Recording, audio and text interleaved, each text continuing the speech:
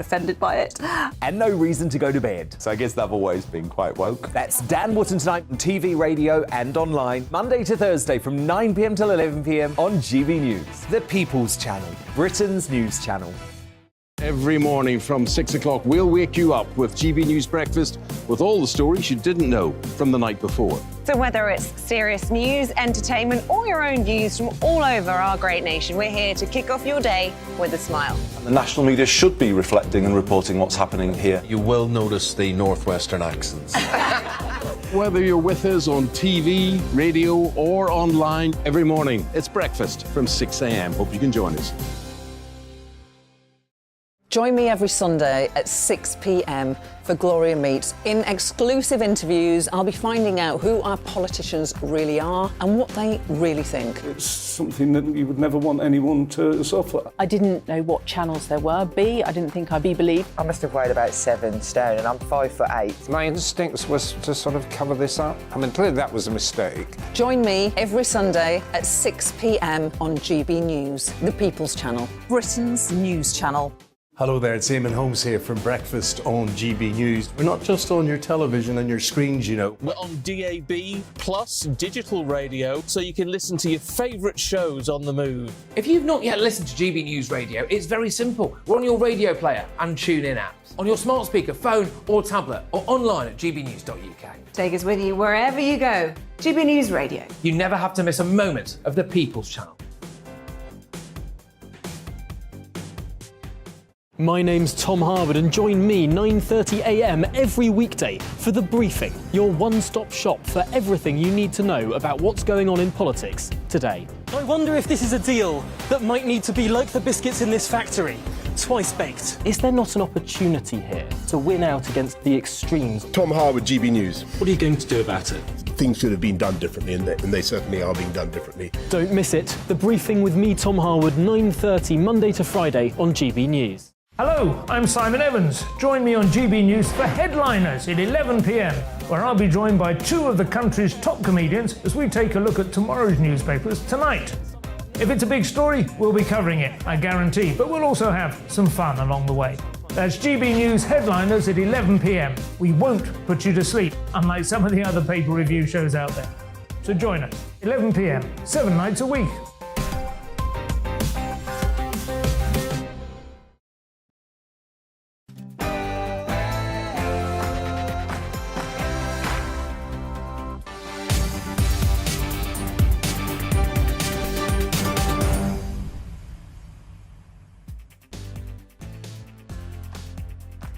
GB News. Now, nurses are out on strike and ambulance workers are set to strike tomorrow as well. The latest lines on this are that heart attack patients might not get an ambulance and military personnel driving those ambulances won't be able to break the speed limit or run red lights, apparently, leaving some to argue, what's the point? I've got MPs, medical professionals and viewers with sick relatives, actually, all outlining their own concerns and potentially some solutions as well. Yesterday, there was a little ray of hope that the Rwanda deportation flights might actually take off, but could the European Court still block it? Should we just ignore foreign judges? 64 MPs reportedly have now piped up over Jeremy Clarkson's column on Meghan Markle. Shouldn't MPs be more concerned at Dutch's difficult trashing the monarchy than a slightly portly car enthusiast saying that he hates someone that a lot of people hate anyway?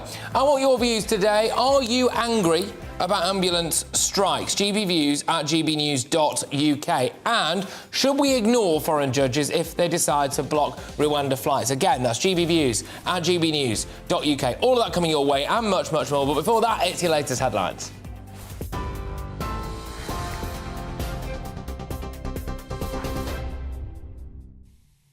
A very good afternoon to you. It's coming up to 2 minutes past 3. I'm Rosie Wright. Let's get you up to date.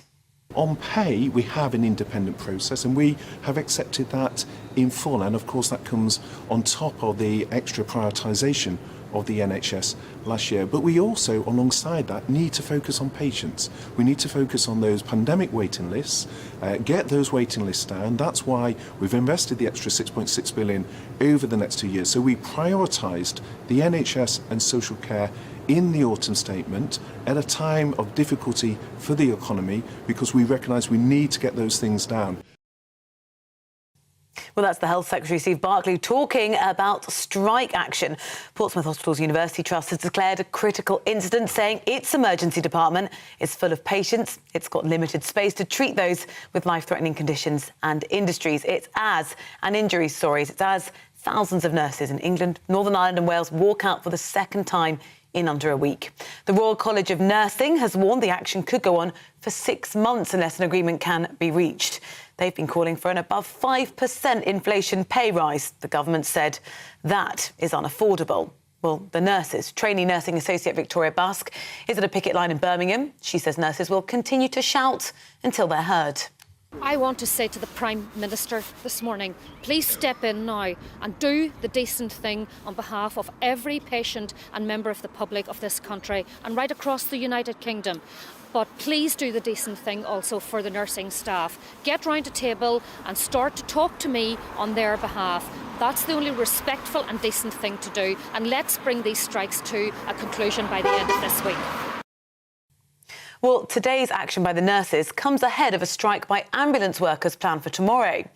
North East, South East Coast and the east of England. Starting to feel like that's what's going to have to happen, is that we are just going to have to completely all walk out at the same time and leave no staff to man the wards and force those above to do the care and do what we have to do daily so they see what it's like, and maybe then we'll get some attention and we'll get some support. The GMB National Secretary, Rachel Harrison, says its members are pleading with the government to do something. In some other news now, the Ukrainian president has visited troops fighting Russian forces on the front line. Volodymyr Zelensky met military personnel and handed out awards to soldiers on his visit to Bakhmut in the east of the country. It's a city that's seen some of the heaviest fighting in recent weeks. President Zelensky thanked his forces for their courage, resilience and strength.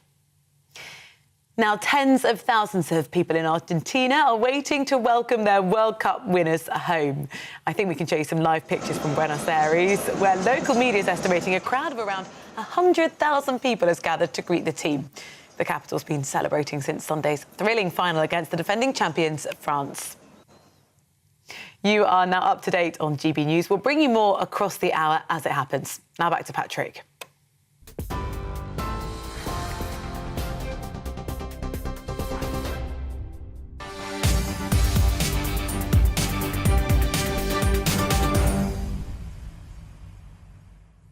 Yes, hello everybody. You are watching and indeed listening to me, Patrick Christys, here on GB News. Our top story, thousands of nurses in England, Wales and Northern Ireland are staging a second day of strike action over pay. NHS staff are still providing urgent care, but routine services are being disrupted due to the walkout. Health Secretary Steve Barclay is meeting unions this afternoon to discuss preparations for tomorrow's ambulance strikes. Now, it's understood that he won't be discussing pay. Earlier, he did say that healthcare workers have been prioritised over and above other workers with public sector pay. Last year, when other public sector workers faced a pay freeze, and we prioritised the NHS with an extra 3% last year, in addition to accepting the recommendations in full this year. But we also need to invest more in the services to patients. We recognise there's significant backlogs as a consequence of the pandemic. A lot of your viewers who will be waiting for operations. It's important we get the investment in the new diagnostic centres. We've already announced another 19 on top of the 91 new diagnostic centres. We're investing in new surgical hubs, so we have more resilience in getting those operations waiting lists down. We're happy to talk and we've been engaging. In fact, I'm having a chat in full, and of course that comes on top of the extra prioritisation of the NHS last year. OK, well, it's the medical strikes as a whole that we're hanging the show on today. We've got the nurses and we've got the ambulance workers as well. And throughout the course of this show, we'll be having debates from various different people, MPs, unions, members of the public as well, people just like you. And you can get in touch with us on that email address that I keep banging on about, but it's because I love to hear from you, gbviews@gbnews.uk, as to whether or not you think they all deserve a pay rise. Are you concerned maybe you've got sick elderly relatives over the course of this Christmas period and you're worried about them not getting an ambulance? Also, the medical medical line and the military line as well. The military line is the big one because it turns out that the military personnel who are going to be involved in driving our ambulances and plugging that gap won't be able to break the speed limit or run red lights and might not even put blue lights on. So really, what's the point? But on that, Rishi Sunak is appearing before senior MPs right now at what's called the Liaison Committee, where he's expected to get a grilling. Shall we have a little listen? Those are all concrete steps in just the last 7 or 8 weeks that we have taken, which I think demonstrates my commitment to stand up to China where it's in our interest to do so. So where that takes us back to your policy of robust pragmatism, how does our dependence on China, how much does that keep you up at night when rowing up your ability to be robust rather than just pragmatic? Yeah, so I mean, the actions that I just outlined are all robust actions. We talked about resilience, and that's why we didn't think it was appropriate for the Newport wafer fab transaction to go ahead as planned. We blocked it. That's why we've removed the surveillance technology from the HMG estate. It's why we've removed CGN from the Sizewell project. Those are examples of robust action to protect ourselves against economic and other threats. All I'd say is it's also important that our approach to China is aligned with our closest allies. Having discussed it with President Biden and indeed the Prime Ministers of Japan and Australia, I believe that our policy is aligned, and there will be many things that we do have to have a dialogue with China on, whether that's global public health, climate change, or the macroeconomy. It makes sense to do that. And very finally, Chair, we seem to have a real issue tying down our policy when it comes to our relationship with Turkey. They've been an important conduit between Europe and Russia over the last few months. But since 2019, Erdogan has carried out attack after attack on the Kurdish people. He's now claiming he's going to roll in the tanks to eradicate them. This could A, jeopardise our success against Daesh, and B, see atrocities prevented en masse. So what is HMG doing under your leadership to step in to deter Turkey from undertaking these heinous attacks? I've spoken to the President both at the International Summit we were both at, but also bilaterally as well. We'll continue to use all our offices to encourage Turkey to do the right thing. And most recently, we worked constructively with them on ensuring that the Black Sea grain deal was renewed, and that was something that they helped play a part in. Thank you.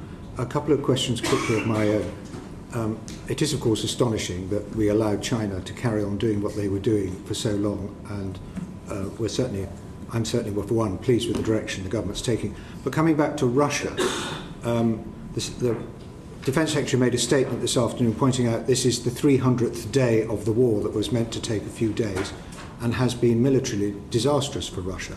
But are we underestimating their will? What do you make of Russian willpower?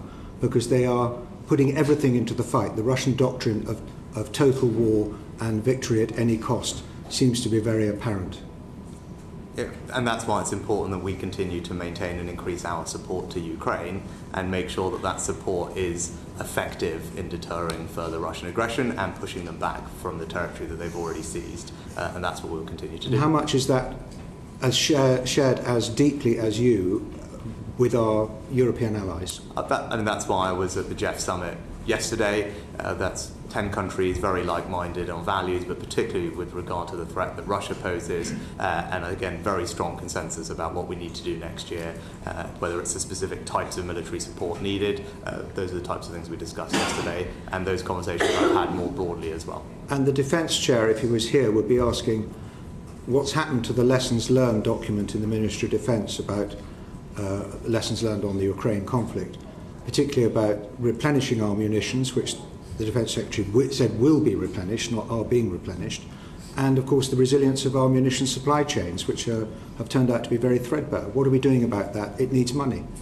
Yes, and we are replenishing our munitions. I think, as the Defence Secretary probably acknowledged, as you just acknowledged as well, Bernard, the issue is less money than it is supply chain capacity in the short term. That is the challenge. I mean, that is a gating or limiting factor on our ability to get some of the support we'd like to see flowing to Ukraine happening quicker. But one thing, the point right at the beginning is we need to make sure that we get them what they need. The priorities at the moment are air defence, armoured vehicles and artillery and munitions, the contract that we've just signed, £250 million, will ensure that there's a ready supply of artillery next year, but also on a monthly basis so Ukraine can plan with certainty, which they haven't always been able to do because of the supply chain. Our contract that we've put in place will give them that certainty and reliability next year, which will be helpful.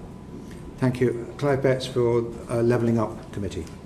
Thank you, Chair. Good afternoon, Prime Minister. I'm going to talk about the situation with Ukrainian refugees in this country. I'm sure all our thoughts this Christmas will be with our Ukrainian guests, and particularly children who are going to be spending Christmas in a foreign country, thinking of their loved ones back in Ukraine.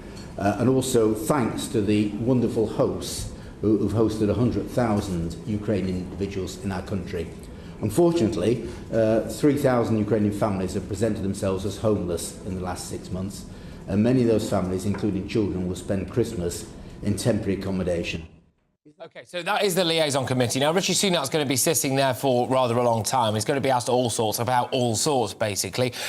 We did dip into it then at a particular moment when he appeared to be being asked about China and pragmatic solutions to the threat that they pose, and also, of course, when it comes to us arming the Ukrainians and what's going to continue to happen there. And I think, interestingly as well, actually, about replenishing our own stocks, you know, just in case. And he was quite robust on all of that. We'll dip in and out of that for you over the course of the show, because at some point he's going to be talking about something that I think many of you would regard as being a bit more current, which is the nurses' strikes taking place today and the ambulance workers' strikes taking place tomorrow. Loads of you already getting in touch on this. We're going to go throughout the show, OK, to picket lines. We'll go there shortly. We'll picket line in Birmingham. We're also going to be going to MPs on this, members of the Health Select Committee. We're also going to be talking to military experts, because the military is going to be drafted in to help deal with the ambulance strikes, OK? But apparently they're not going to be allowed to break the speed limit. They're not going to be allowed to run red lights. They might not be allowed to put the blue lights on. They're getting defibrillator training, although I would have thought the military would pick that up rather quickly. And people are asking, well, what's the point? Because the latest line that I'm seeing is that heart attack patients, or heart attack victims, I should say, cannot be guaranteed to actually get an ambulance. It's a massive concern. And also now various different hospital trusts have declared preemptively a critical situation. So they're saying they're already full. They already can't guarantee patient care. Meanwhile, supposedly anyway, there's some meeting taking place to try to prevent these ambulance strikes. It's all a bit chaotic, but we'll do our best to pick through it. But crucially, I want your views underpinning the absolute lot of it. GBviews at gbnews.uk. Like Johnny, who says, I think this is absolutely terrible. This is happening. It will affect everyone. People will suffer and patients will die as a result of this. He says that he's fully supportive of a pay strike. It's well deserved, but he also believes that they're on the brink of disaster. He wants them to give nurses a pay rise. It's a bit late for that, in a sense, for the strike that's taking place today.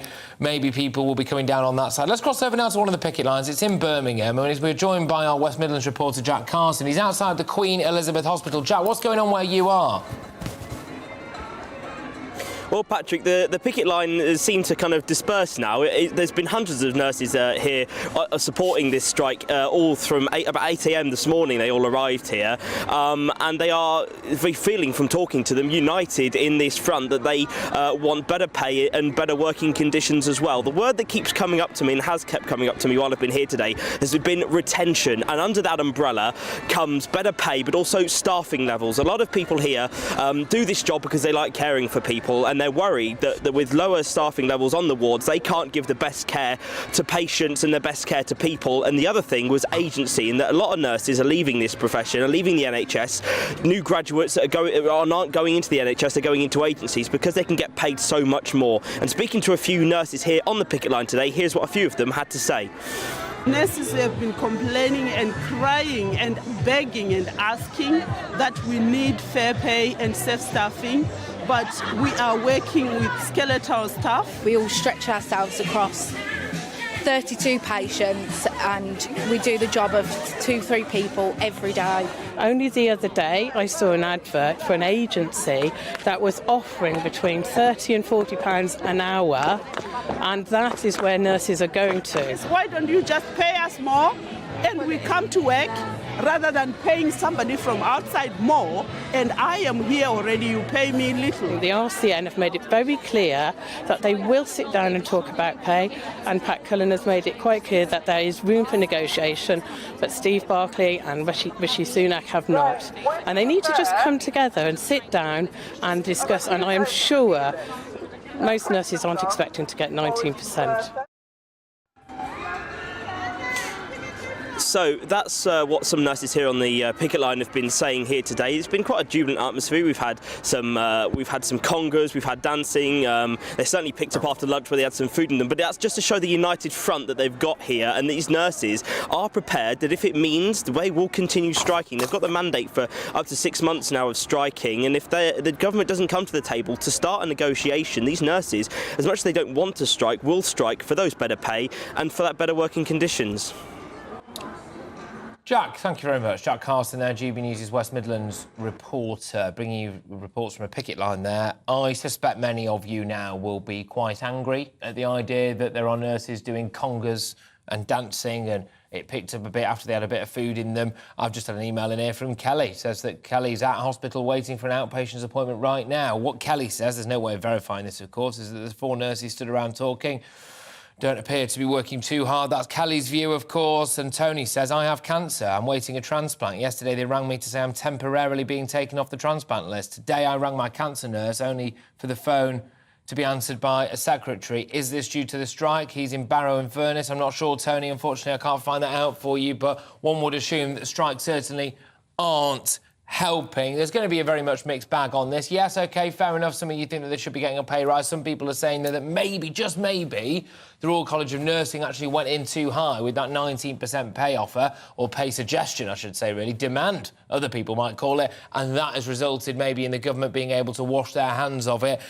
The big one, though, tomorrow is about the ambulance workers facing a strike, and that's across England and Wales. They are set to walk out, and that's ahead of action by 3 ambulance services who's declared critical incidents. North East, South East Coast and East of England ambulance services took the decision thanks to 999 call volumes and hospital handover delays. So already a critical situation when it comes to ambulances. The strike action means that conditions judged to be serious but not immediately life-threatening may not be attended urgently by emergency teams. Now, last year, I can remember reporting on an old lady who was freezing on the pavement outside our house after slipping on some ice, and the ambulance there took hours and hours and hours, upwards of 10 hours. Category 3 conditions, such as late stages of labour, won't be prioritised at all. So you're giving birth in your own house, won't be able to get an ambulance, apparently. But fear not, some people say, because, just correct me if I'm wrong on this one, I was under the impression that the main point of these strikes, right, we want more money, OK, want more money, but crucially, patient safety, it won't be massively impacted on. Don't worry, it won't be massively impacted on. It won't have that much of an impact. Well, literally the opposite is happening now, isn't it? Because we're in the thick of it, and we're being told that ambulance services and hospital trusts are already declaring critical incidents. I've got people here like Tony, who's already having his taken off a transplant list, for example. We've got people like Kelly sat in an A&E waiting room with no one able to take her. You know, we've got nurses doing a conga and dancing outside a hospital, but soldiers are being drafted in to help patients. Oh, and it's emerged that when driving, they won't be able to break the speed limits, use blue lights, or even, actually, as far as we're aware, treat any patients. So really, you might as well just buy a medical book online at the moment, read it as quick as you can, and hope you don't get ill in the coming days. Joining me now to discuss this is Major General Tim Cross, CBE, who's a retired British Army officer. Tim, thank you very much. I'm keen to get your take on this. Are you frustrated at the fact that the Army, whilst they're being drafted in, it doesn't seem like they'll actually be able to do anything? Well, I don't want to get involved in the politics and the niceties of who's slanging who about what, but I think they will make a difference. We've been involved in these sort of strikes over the years throughout my career, things like prison strikes and fire strikes and fuel strikes and so on. And, of course, we were involved in the COVID run-up, the Nightingale hospitals and so on. But the ambulance drivers will be drivers from mostly the Royal Logistic Corps. They're very capable drivers. And I don't think anybody ever suggested that they would be, with the paramedics, the equivalent of the private, not the private, the NHS ambulance drivers and so on. But for accidents, if somebody, going back to your example, were to slip and break a leg and so on, then getting an ambulance driven by an Army guy, or indeed Navy or Air Force, to pick them up and take them to the nearest A&ER is a perfectly, sensible thing to do, and I think a helpful thing to do. It has to be said, the numbers we have got will not replace the numbers of ambulances that are normally driven day by day within the NHS. I mean, that's just the reality. I suspect that the vast majority of the British public, myself included, did assume that if an ambulance did turn up and it was being driven by a member of our military personnel and our heroes, that they would be able to put the blues and twos on and run a red light and get me there rather quickly. I suspect it puts members of the army in a deeply unfortunate situation. They want to help, they probably have the capacity to help, and they might not be able to. Yeah, I only heard that these restrictions had been imposed, earlier on today, and again, I don't want to gainsay what you're saying. I don't know whether they're true or not. I do find it a bit peculiar that they're not able to use a blue light. Yeah. But again, I don't know what ambulances they're driving. I'm assuming that they're driving the ambulances that are not being used by the normal ambulance drivers, as opposed to military ambulances. So I personally can't see a reason why they shouldn't be able to use blue lights. Like any other ambulance, and as we do, in the military environment. But again, I stress these. In theory, this is not being used for the sort of emergencies that, again, you've been referring to. People with heart attacks and strokes and so on. My understanding is that the ambulance service has said they will deal with those. But how they're going to sort out betwixt and between the two of them, I haven't got a clue. The military guys will do what they are asked to do and do the best possible job they can do to help out. But ultimately, of course, this has to be resolved between the government and the health service. Yeah, I mean, look, I'm absolutely dreading this, Tim, because I'm going to be sitting here tomorrow with a flood of emails and people getting in touch and reading news reports and probably hearing recordings in the coming days of desperate people on the phone, desperately trying to get an ambulance, unable to do so. And let's be honest as well, it always seems to be the elderly who suffer the most, or indeed women in labour. I mean, the optics, the absolutely terrible situation of potentially a woman in labour in her own house, late stages of pregnancy, condition, worsens or something like that. And fingers crossed this obviously doesn't happen. But, a lady and a baby dying because they can't get an ambulance because someone who may be paid more than them, who does a public service job, has decided to take the day off. I'm not sure how that looks, to be honest. But Tim, thank you very much for being told. I've got to leave it there. Tim Cross, Major General CBE, because Rishi Sunak is at that liaison committee now and he is taking a grilling from various different MPs. Let's just see what they're grilling him on at the moment. Migrants, I believe. Much credibility to your objective?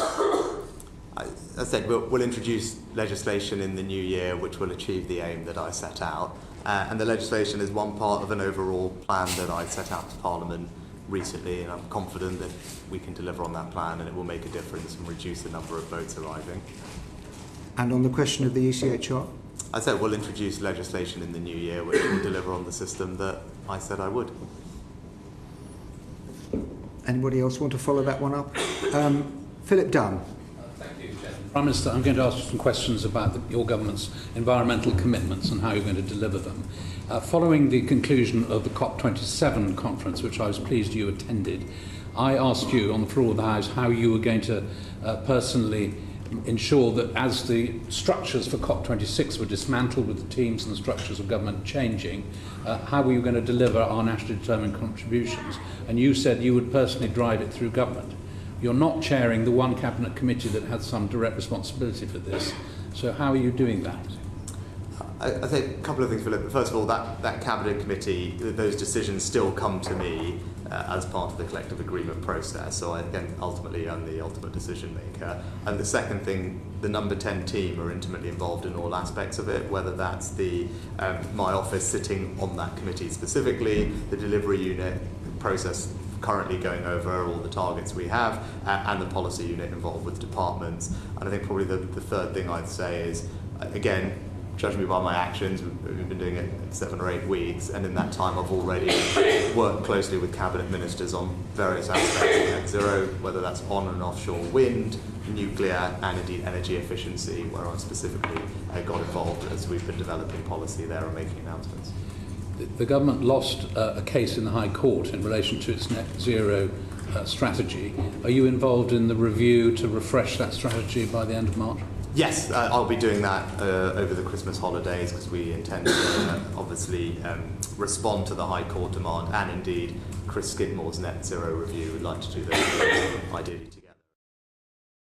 Continuing his never-ending grilling at the hands of a variety of different MPs. That was initially a little bit on the migrant situation. Just in case you missed it, because it's kind of a blink and you miss it moment there, he was asked a question about the ECHR, really in relation to whether or not they could still overrule our desire to get planes to Rwanda taking off. He was very tight-lipped about that. He said that in the new year they'll be bringing in legislation which should mean that that shouldn't happen. Well, the new year is nearly upon us, so we should be hearing out and finding out exactly what that is very, very shortly. But it ties in perfectly, seamlessly, to a big debate that we're going to be having very shortly on this very channel, which is whether or not we should just ignore the ECHR if they decide to block it. I'll come to that, I'll come to your emails, I'll come to all of that very, very shortly, but just on something else, as eagle-eyed viewers will be able to see at the bottom of my screen, the Bank of England has unveiled images of the new banknotes featuring images of King Charles III in place of Her late Majesty Queen Elizabeth II, with plans to be in circulation by mid-2024. These new images are set to appear on £5, £10, £20 and £50 notes. I remember the last time I saw a £50 note. Joining me in the studio now is Cameron Walker, who is no stranger to a £50 note, of course. GBNews' royal reporter. Well, come on then, whiz us through the new notes. I wish, yeah, brand new notes. The only thing that's changing is, of course, that it's going to be King Charles on them rather than the late Queen. So you're going to have the main picture and that little security picture on the see-through bits of the notes, of those of you who are familiar. You'll notice it's quite late on, 2024, that these notes are coming into circulation. That is following guidance from the royal household that they want to have as little environmental impact and financial impact as possible, which kind of echoes King Charles's sustainability initiatives. Of course, 50 years he's been championing action on a sustainable future. So perhaps this is his way of limiting the environmental impact. So the notes which currently have Queen Elizabeth II on will not be taken out of circulation early. They will remain in circulation until they become worn and would be replaced anyway. So you'll have both in circulation.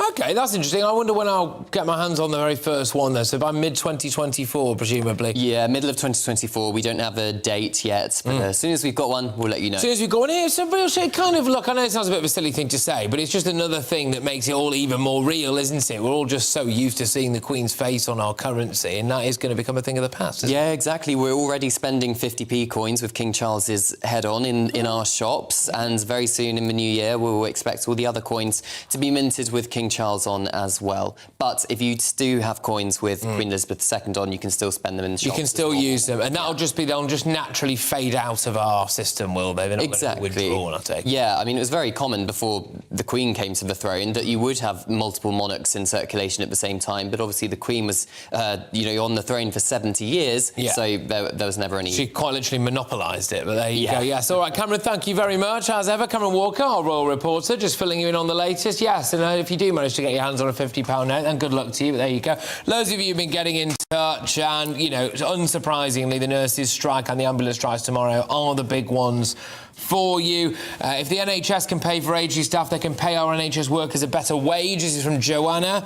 I will say on the 23rd, it'll be the 5th year anniversary of the loss of my partner. Sorry to hear that, Joanna. She says that he had a massive heart attack at the age of 54. It's no age, that, is it? Let's be honest. Paramedics, ambulance and firemen helped carry him down the stairs, 6'5", so he's a big guy. They got to them in 8 minutes, in fog, did the absolute maximum to save him. Sadly, they couldn't. She says, look, pay them a better wage. Joanna, look, absolutely, I completely agree with you that they should be paid more money. There is, of course, and I hate to say this, Joanna, there is, of course, the moral concern about whether or not they should still go on strike, though, shouldn't they? And I think as well, for a lot of people, and myself included, I was very much of the impression that there would be minimal disruption. And I was told, look, honestly, there will be minimal disruption. But then I was kind of saying to people and nurses and medical professionals, like, well, obviously there's going to be quite significant disruption, surely. There has to be, because otherwise what's the point? No, don't worry, it'll be fine. And now we're in the thick of it, and there is, isn't there? Something like 60,000 routine operations cancelled. We've got the army supposedly coming in and other military personnel as well coming in tomorrow. The ambulances that they're driving apparently won't be able to put the blues and twos on or go through red lights, and they won't be responding to what is a Category 3, apparently, which is a woman in the final stages of labour, so... Good grief, good luck to you out there, ladies. But, yes, apparently, they're not going to be coming to that. I feel sorry for our military personnel. This is from Martin, and patients suffering because of the strike action. Many NHS workers probably don't want strikes, and all power to them. I can understand a bit of a pay rise, but anything more is unacceptable. Yeah, there's lots of that coming through as well. And throughout the course of this show, I'll be speaking to MPs, I'll be speaking to medical professionals, and I'll be speaking to people who are viewers, normal viewers like you, normal listeners like you, and they have, unfortunately, sick relatives or are sick themselves, and they've got a variety of different concerns. And I'll be speaking as well to a member of the Health Select Committee on all of this. So hopefully we can get some answers. But yes, essentially, the government has now issued advice, which is, well, I mean, it's all they can do at this stage, really, isn't it? Which is to say, look, please don't take any unnecessary risks. They're warning against things like contact sports and basically watch out, because if you get ill tomorrow, then you might be bang in trouble. GBViews at GBNews.uk will have the latest on all of that. I'm also going to be talking about whether or not we should be ignoring foreign courts if they decide to meddle with our Rwanda deportation plan. And get this, apparently 64 MPs, 64, have seen fit to get in touch about Jeremy Clarkson's piece in The Sun, basically saying that he hates Meghan Markle. I wonder how many of them get in touch about the fact that she's trying to trash our monarchy. GBViews at GBNews.uk. I'll have all of that coming your way and much, much more after your latest headlines.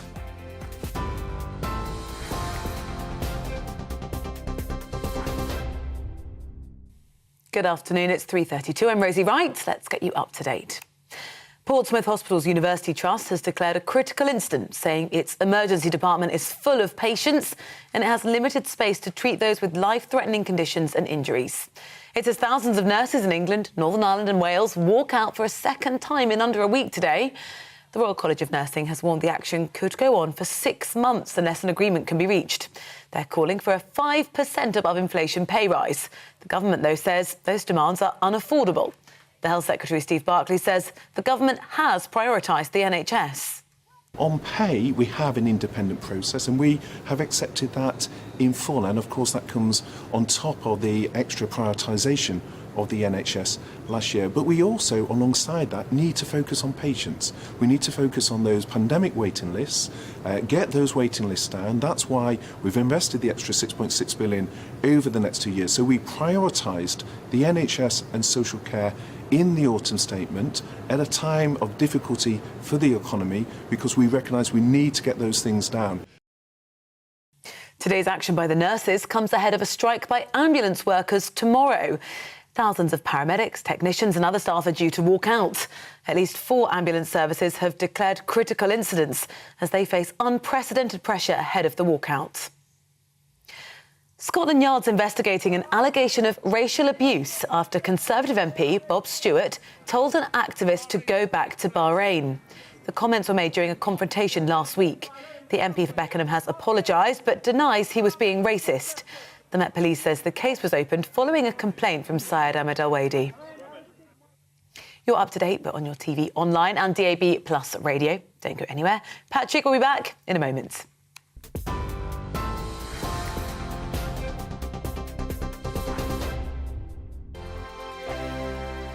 Monday to Thursday, 9 p.m. till 11 p.m. Join me, Dan Wootton. I'll bring you the sharpest takes and hottest debates. Do you not believe in prison? I don't believe in prison. I'm completely stunned. I guarantee you there'll be no spin, no bias, no censorship. I actually was personally quite offended by it.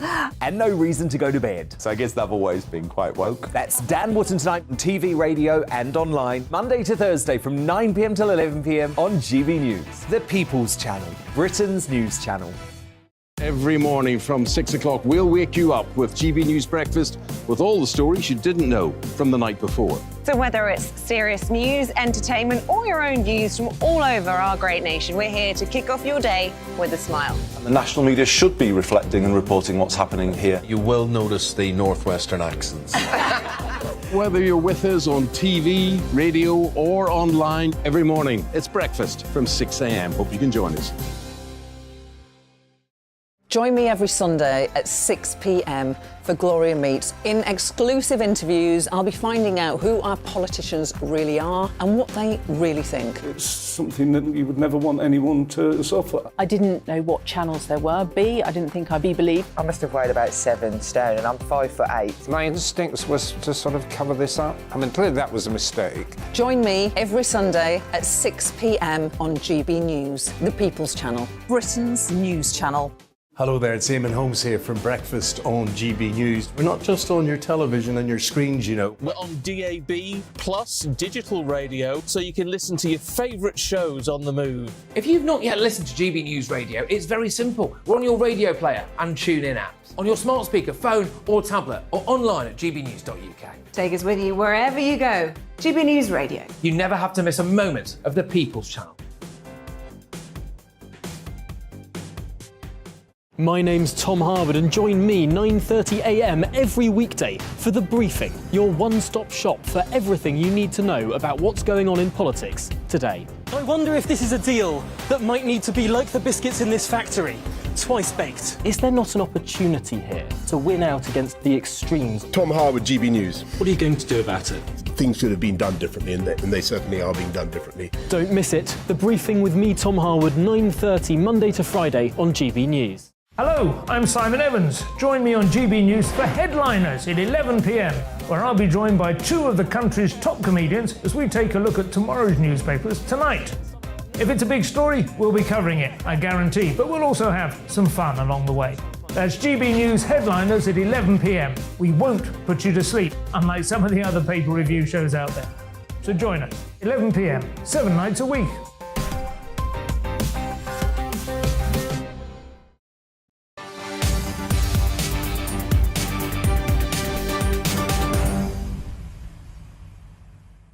Yes, welcome back today, everybody. There is loads on the agenda. It's the second day that NHS nurses are walking out over pay and conditions, with Health Secretary Steve Barclay standing by the recommendations of the independent pay review body. Now, the dispute continues as health leaders have suggested that Rishi Sunak must allow pay talks to go ahead with nurses and ambulance workers, or strikes and, quotes, harm to patients will follow. And it's that latter thing, really, that I care mostly about. I'm sure a lot of you do as well. Well, joining me now to discuss the conditions which nurses work under is NHS practice nurse Naomi Berry. Naomi, thank you very much. Now, you are not going on strike, is that right? Yeah, so as a practice nurse, we're not on the same agenda for change as what they are in secondary care. So I'm not personally going on strike, but I do support those that are going on strike at the present moment. OK, all right. Now, look, we had a report from Jack Carson, our reporter, who's outside Queen Elizabeth Hospital in Birmingham. I mean, I can't help but feel as though the way it looks to patients isn't great. Apparently nurses doing the conga and dancing outside. It's difficult to comment. It's really difficult to comment if you're not there as well. What can I say? I suppose it's a long time coming, is this, as well as a nurses' strike, about pay. It's not just about pay. Yeah. It's about the condition of doing 13, 14-hour shifts, some days without breaks as well. And we have to ask, how is that fair on the nursing staff out there, on anybody, including the ambulances that are going on strike too? How can we continue working 13, 14-hour shifts without the break, without the support? And has that got worse? Because, look, you will know, obviously, loads better than I do, but, I mean, I've kind of been all over the news for a good number of years. As you can imagine, I'm always enjoyed the news, right, even when I was a child. And I can remember reading as a child similar stories about this situation. So, you know, nurses not being able to take breaks or working long hours. And I'm not diminishing what they're doing. I'm just asking, has it actually got that much worse? It has. The amount of staff that we need has gone down, so we've lost staff members. We haven't got enough to cope with the capacity of the demand of patient care. As a practice nurse, I work from 8 till 4 every day. I ensure my staff get the breaks. I will cover their breaks if needed to ensure that they get them. But on the wards, it's just not that simple, because anything can happen, and it's not as protected, if that makes sense. Is right now the good time to do it? Because I can't help but wonder, you know, right, I'm not going to drag you into a discussion about pay because it doesn't affect your pay band, etc., and that would be unfair. And you're not striking, so I won't do that. But obviously pay is relevant on this in the sense that they want supposedly about 19%, and the government's not wiggling on the independent pay offer. And I do get that side of things. But right now, over Christmas, there's always a flu and a cold and a pneumonia issue as well from people, let alone the cold weather in general. Do you not think if they wanted more public support, they could just do it in the summer? Is this not designed to deliberately harm patients as much as possible? You could argue that any time of the year. You could argue at any time of the year. If they'd done it during COVID, people would have argued it's COVID, there's people in hospital. If they'd have done it during measles outbreaks, we would have still got the same backlash as we are getting now. So I don't think any time is the right time for a nurse to strike. There's no right time. Is this not especially bad though, Naomi? It's hard to say. I mean, there's staff in the hospitals, there's staff in GP practices. We're trying to cover as much as we can. We're here to support as colleagues as well. So there isn't. I would answer that as there's never a right time, unfortunately. No time would be the right time. Yeah, OK. No, I understand that. One of the big things that's always wheeled out is about nurses going to food banks. And I always scratch my head on this one because... Look, I don't like to be too detached from, you know, your average normal common man and woman on the street and everything, but to me, I do find it tricky to see how somebody on mid-20s of thousands of pounds a year is going to a food bank. I mean, are a lot of your colleagues telling you they're going to food banks? My colleagues in primary care, I've not heard anything from them. Right. My staff are fairly new to the practice, so they might not want to disclose that sort of information. People will say a nurse is on a band 5 and they're on this amount of money an hour a year, but then we have to think about tax and national insurance after that as well. And if they're not working nights, they don't get the enhanced pay. If they're not working weekends, they don't get the enhanced pay either. So actually the pay is minuscule. It's not fantastic. So it doesn't surprise me people are going to food banks. OK, and there is an issue, of course, when it comes to roping in agency staff, which is essentially what's going to take place now. This might sound like a stupid question. It won't be the first stupid question I ask, and it certainly won't be the last one. Anyone watching this show regularly will know that. But if you went into nursing, why didn't you just become an agency nurse? So with agency nursing, you don't get the same pay, you don't get the same holidays, you don't get the sick leave. That's the problem with agency. So when you're going into it, you are going in self-employed. You haven't got the same advantages. I mean, in primary care, we don't get the same sick pay, holiday pay and maternity pay, but I can understand why people don't want to do the agency side of it. Yeah, it's good money, but they've still got to pay the taxes. It's self-employment. OK. All right, fair enough, Naomi. Look, thank you very much. Enlightening stuff, and good luck to you as well. Naomi Berry there, who's an NHS practicing nurse, will not be going on strike, but does support the nurses' strikes. Well, it's not the only strike in town, is it, ladies and gentlemen? Train drivers. Feels like Groundhog Day, this. Don't worry, you're not the only one. Train drivers across 15 rail companies are due to stage a fresh strike. This is on the 5th of January. So it's a long-running dispute over pay. Now, this is interesting because it's different from the RMT. This is Aslef, right? And as I've just said now, that is to do with train drivers, which I know is, of course, very different when it comes to things like train guards, signallers, etc. So it adds to the major disruption already planned in the first week of the new year, with members of the RMT union striking on the 3rd and the 4th and the 6th and the 7th of January. Aslef boss Mick Whelan said we don't want to go on strike. He's just said what they always say, hasn't he? We don't want to go on strike, but companies have pushed us into this place. Right. Now, to break this down further, I'm joined by industrial correspondent at the Press Association. It's Alan Jones. Now, Alan, every time I cover these strikes about the trains, I'm always told, hey, don't you dare bring in train drivers about this, because they're the ones on the good money and they're not the ones who are demanding about going on strike. It's all the guards, it's your cleaners. Well, it's train drivers now. They're about 70k, aren't they? What are they striking over? The dispute isn't about how much they earn, it's about when they last had a pay rise, like 3 years ago. So you probably need to have a different discussion about how much people earn for what kind of jobs they do. You know, I'm always very happy when I go on a train that the driver is paid very well. I know he's been trained for a year. But this is about they haven't had a pay rise for 3 years, you know, and this dispute, you're right, it does feel a bit like Groundhog Day. This dispute, like the other rail disputes, started right at the beginning of the summer, and they are no nearer getting resolved. So you're right. January the 5th, they've announced a strike. So that week, which is the week back to work after the festive break, there will be virtually no trains all week that week. OK, all right. And do we have any idea what their demands are? They want a pay rise. You know, just a pay rise. Royal College of Nursing. They haven't put a figure on it. No, they haven't put a figure on it. And the problem is, every month we see inflation going up and up and up. So if they did put a figure on it, it would be out of date by next week, probably, or the week after. I think we're at the stage where they just want to have an offer in writing that they can probably put to their members. They've settled last week in Wales. They've already settled in Scotland. This is very much now an English problem. The deal in Wales was worth about 4.5%, but that was over 9 months, so 6-7% probably. Similar in Scotland. The deals are being done. It's not as if they don't want to. They don't want to deal. They do. The General Secretary of Aslef will always tell you, if you have him on, that if there's a strike, he has failed. They do not want to have a strike. Okay, all right. Well, that's interesting stuff. So we are expecting that strike to take place, and that Aslef one relates, just so I'm clear on this, directly to train drivers. So it's just the drivers, is that right, with Aslef?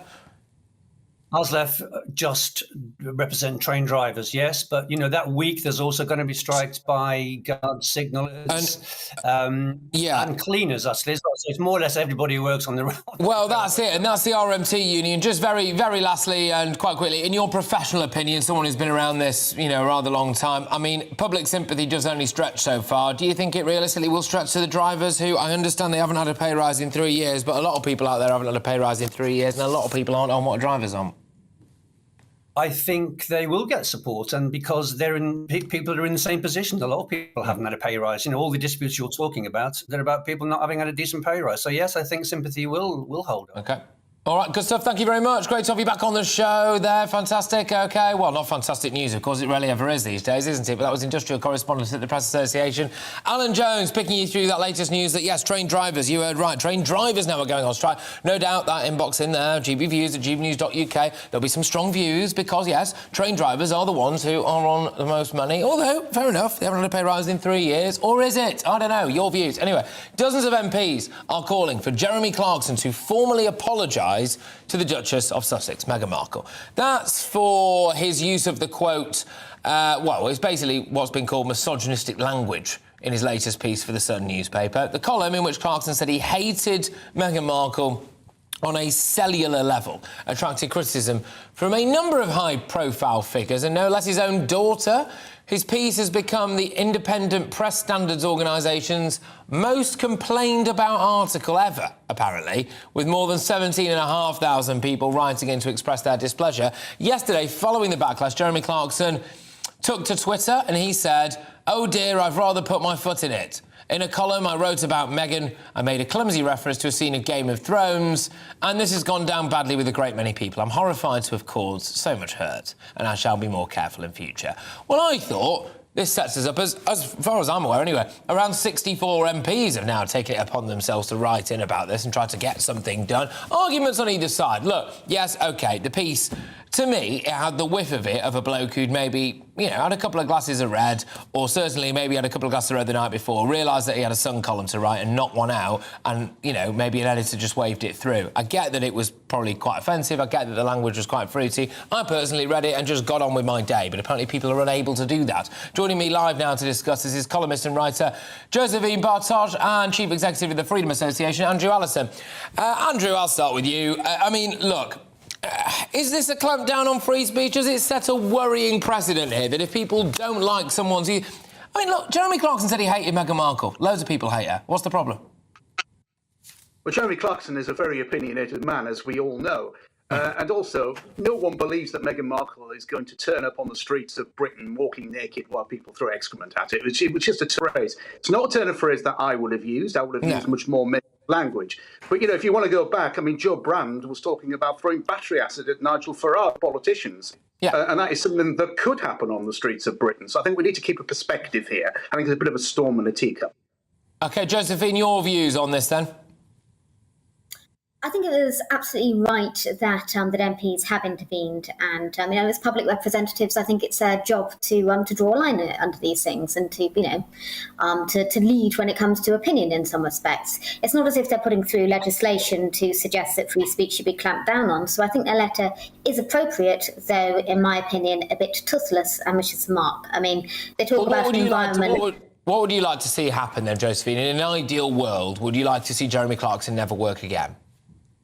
Oh, God, no. to me, it seems like a side issue. My main problem with the letter is that it's just such a non-issue in the grand scheme of things that we're actually facing. So to complain about a hostile environment for women and to complain about bad influences on young men and boys, well, we live in a world saturated by pornography. And yet all of these MPs who have the power to do something about that have instead chosen to have a go at a columnist who, frankly, is a bit of an idiot. It just seems like such a non-issue.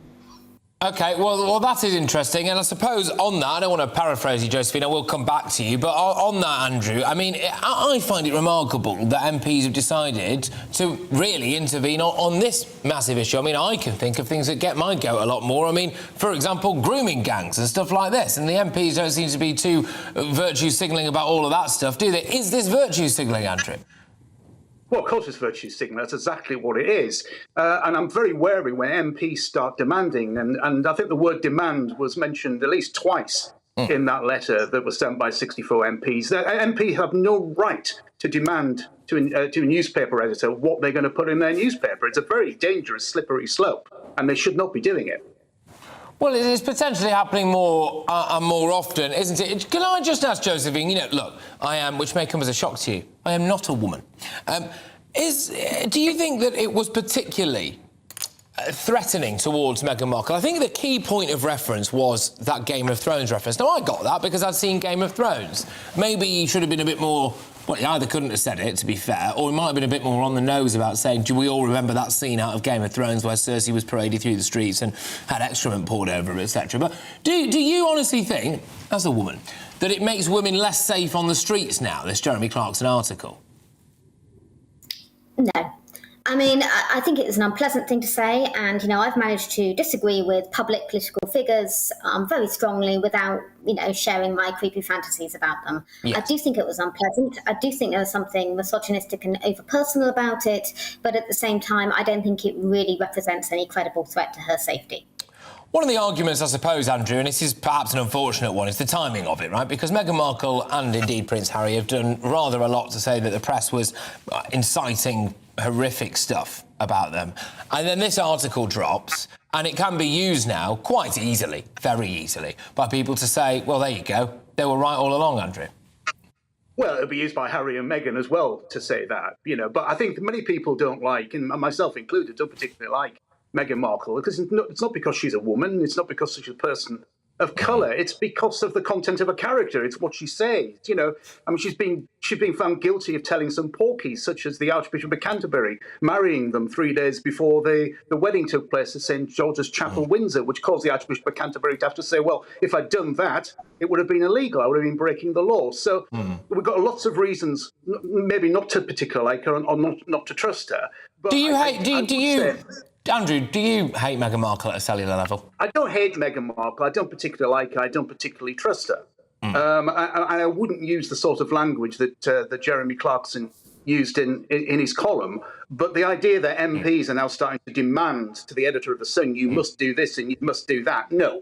They can't. Yeah, that's where it gets a bit fruity. All right, look, both of you, thank you very much. I thoroughly enjoyed that. I could have strung this out a lot longer, but if we do, then I get shouted at and cut off by the weather. So thank you very much. That was, of course, columnist and writer Josephine Bartosh and Chief Executive of the Freedom Association, Andrew Allison. Strong views there. It was interesting stuff. I'm very, very, very scared. Very friendly. I am scared. So scared I could hardly say it. About the idea of a load of MPs getting in touch with a newspaper editor to say, you can't run this kind of thing. I think that's a little bit dystopian, if you ask me. But I've got loads more coming up in the next hour. We'll be returning to all the strike issues, speaking to MPs, speaking to nurses, speaking to members of the public. And it's not just nurses, of course, ambulance workers as well. It's a bad time to get ill. Did you know that apparently the military personnel who are going to be roped in to drive the ambulances won't even be able to put the blue lights? Hello there, I'm Greg Dewhurst and welcome to your latest broadcast from the Met Office. We have sunny spells through Tuesday, blustery showers and overall feeling fresher than Monday, and that's a sign of things to come over the next few days. The jet stream close to the UK, bringing in further weather systems, but mild air always near the south, colder air near the north, and perhaps the colder air sinking a little further southwards across the UK as we head into the Christmas weekend. For the rest of Tuesday, dry for much of England and Wales, though later on we'll see showers moving in, and these becoming more frequent as we head into the early hours. Blustery showers continuing across Scotland, Northern Ireland as well, perhaps turning more persistent into the early hours here. So overall, quite a cloudy night to come, still breezy, so temperatures holding up around 5 or 6 degrees. Perhaps under any clearer spells, a touch of frost, southern parts of Scotland, northern England. So a cloudy, wet start to Wednesday morning. Outbreaks of rain sweeping its way south and eastwards. Brighter skies following across much of England and Wales. But northern England, Northern Ireland and Scotland holding on to cloudier skies. Outbreaks of showery rain through the day and still fairly blustery. Lighter winds further south. Temperatures in the sunshine could reach around 11 Celsius. But for most, it'll be between 7 and 9. So feeling a little fresh, but not too bad for the time of year. Through for Wednesday evening, dry across England and Wales. Initially showers across Scotland and Northern Ireland, but later on as we head into the early hours, thicker cloud, outbreaks of rain will move back in from the Atlantic. Some of this could be heavy at times, so overall with a lot of cloud around. Another frost-free night for most of us, temperatures holding up around mid to high single figures. So it means a cloudy start to Thursday, outbreaks of rain across central and northern parts of the UK. But through the day, it should lift and break a little to allow a few glimmers of sunshine ahead of further rain trying to move in from the southwest. Colder air also moving in across Scotland, and that tries to push in further across Scotland and into Northern Ireland, Northern England over the next few days, turning a bit colder.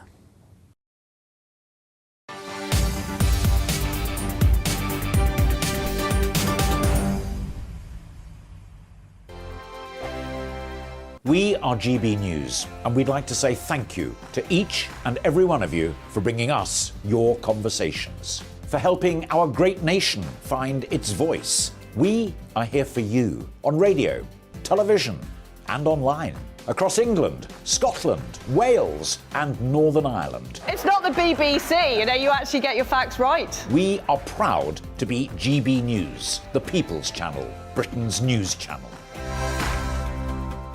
Hi there, it's Stephen and Anne.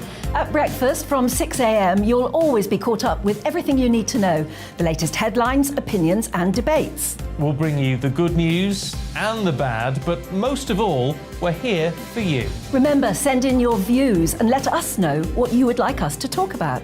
That's because we're your news channel. And every morning at 6 a.m, it's breakfast on GB News. Monday to Thursday on GB News, it's Bev Turner Today from 10 a.m. We're going to be here for you, our GB News family, to keep you up to date, but also make you smile. There's a guy who went from puberty to adultery. And I can't wait to bring a few of my own opinions. I have no time for cultural totalitarianism. We'll engage in passionate, but always polite debate, with your thoughts and opinions at the centre of it all. Only on GB News, the People's Channel, Britain's news channel. Join me, Nana Akue, Saturday and Sunday afternoons on GB News. Expect fiery debate and passionate discussion as me and my panel tackle some of the biggest topics hitting the headlines. It's a place for everyone's opinion. No one gets cancelled, but no one gets an easy ride. Oh, she's on it today! Be ready for conversations that are fierce, frank, and of course, fun. Every Saturday and Sunday afternoon from 4 p.m. on GB News, the People's Channel.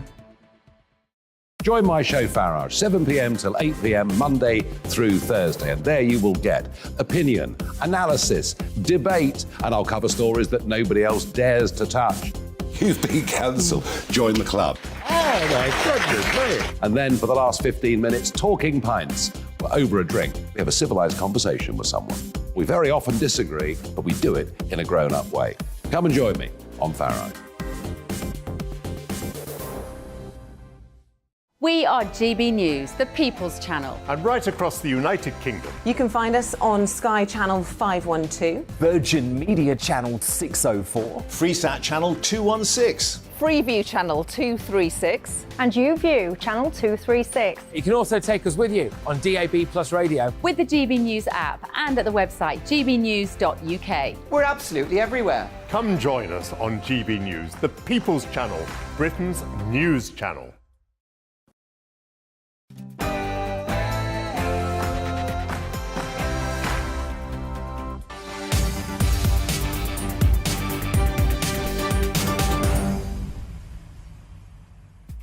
Yeah, welcome back, everybody. Patrick Christys here on GB News. Now, nurses are out on strike and ambulance workers are set to walk out tomorrow as well. That's overpaying conditions. Interestingly enough, coming up very, very shortly, I have got an ambulance call handler on this show. She's going on strike tomorrow, so I would like to put some of your questions to her, if that's all right. People are now urging the Prime Minister to allow pay talks to go ahead to save patients. I have got medical professionals, as I've said. That will be fascinating to hear the justification for not taking phone calls as old people die at the foot of their own stairs tomorrow. Also, I'm going to be speaking to MPs. I'm going to be speaking to members of the Health Select Committee, loads of people on that, and getting your views on it as well. Yesterday, there was a ray of hope with the Rwanda deportation flights. Will they be taking off as the government won a High Court challenge in favour of the policy? But, classic, the European Court could continue to block it. I'm asking whether or not it's time we just wrote our own laws and we ignore these foreign judges. I want your views today. Are you angry about these ambulance strikes? And should we ignore foreign judges if they block Rwanda flights? GB Views at gbnews.uk. But before that, it's your latest headlines.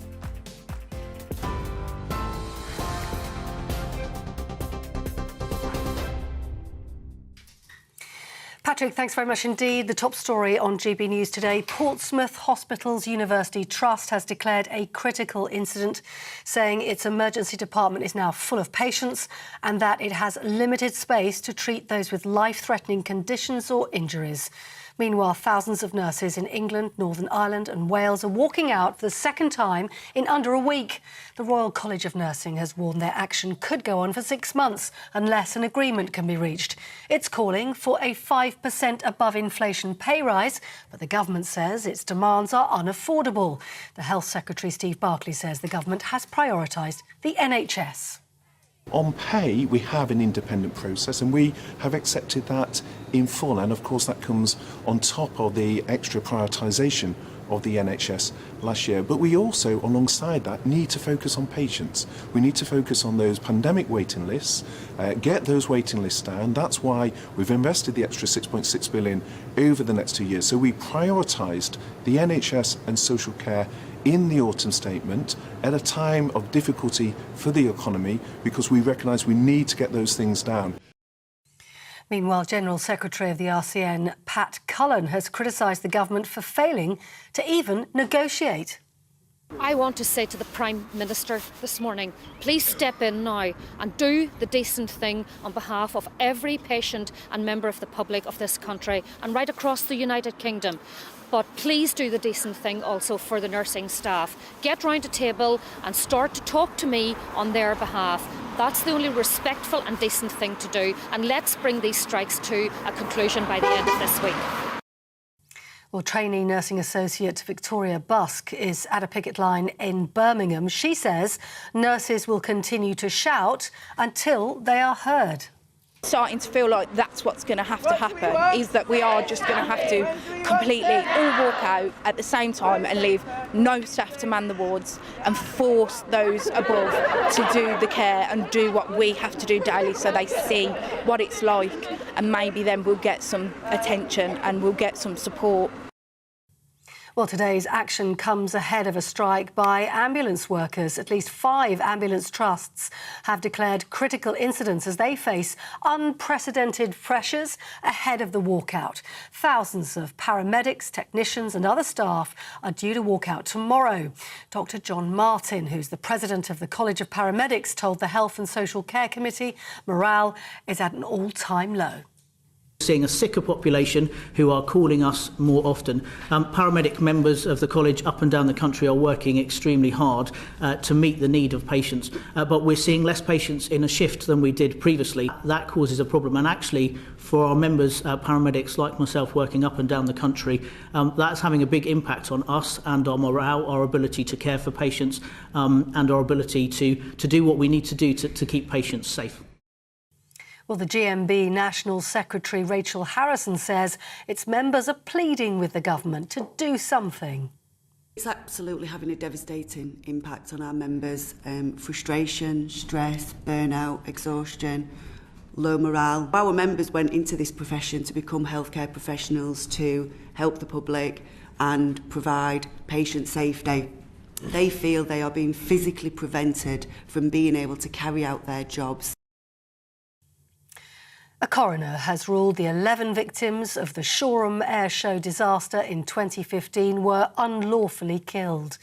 The 11 men died after their aircraft crashed on the A27 during an aerial display at the event in West Sussex. The coroner said the plane crash was a result of poor judgment made by one pilot when undertaking a manoeuvre. The court also said the other victims played no part in causing their own deaths. Scotland Yard is investigating an allegation of racial abuse after Conservative MP Bob Stewart told an activist to go back to Bahrain. The comments were made during a confrontation last week. The MP for Beckenham has apologised but denies that he was being racist. The Metropolitan Police says the case was opened following a complaint from Saeed Ahmed Al-Wadai. 12 people have been charged with burglary after 5 dogs were stolen from a centre that breeds animals for research. Cambridgeshire Police says officers responded to reports of a burglary at MBR Acres in Witton in Cambridgeshire early on Sunday morning, then again on Monday afternoon. 12 people, aged between 20 and 52, are due to appear at Cambridge Magistrates Court later today. The dogs have yet to be recovered. You're up to date on GB News. More news as it happens. Back now to Patrick.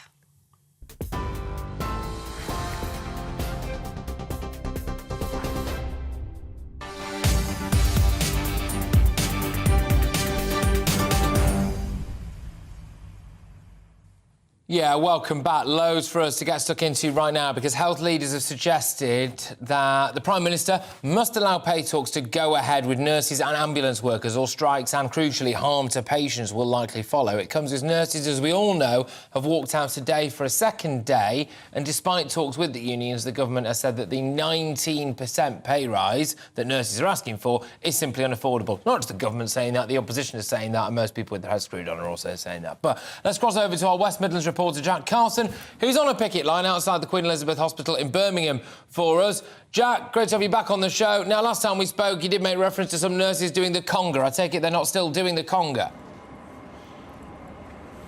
No, well, the picket line is kind of now gone for the day. Essentially, they've all gone home now. They were all here from around 8 a.m. this morning.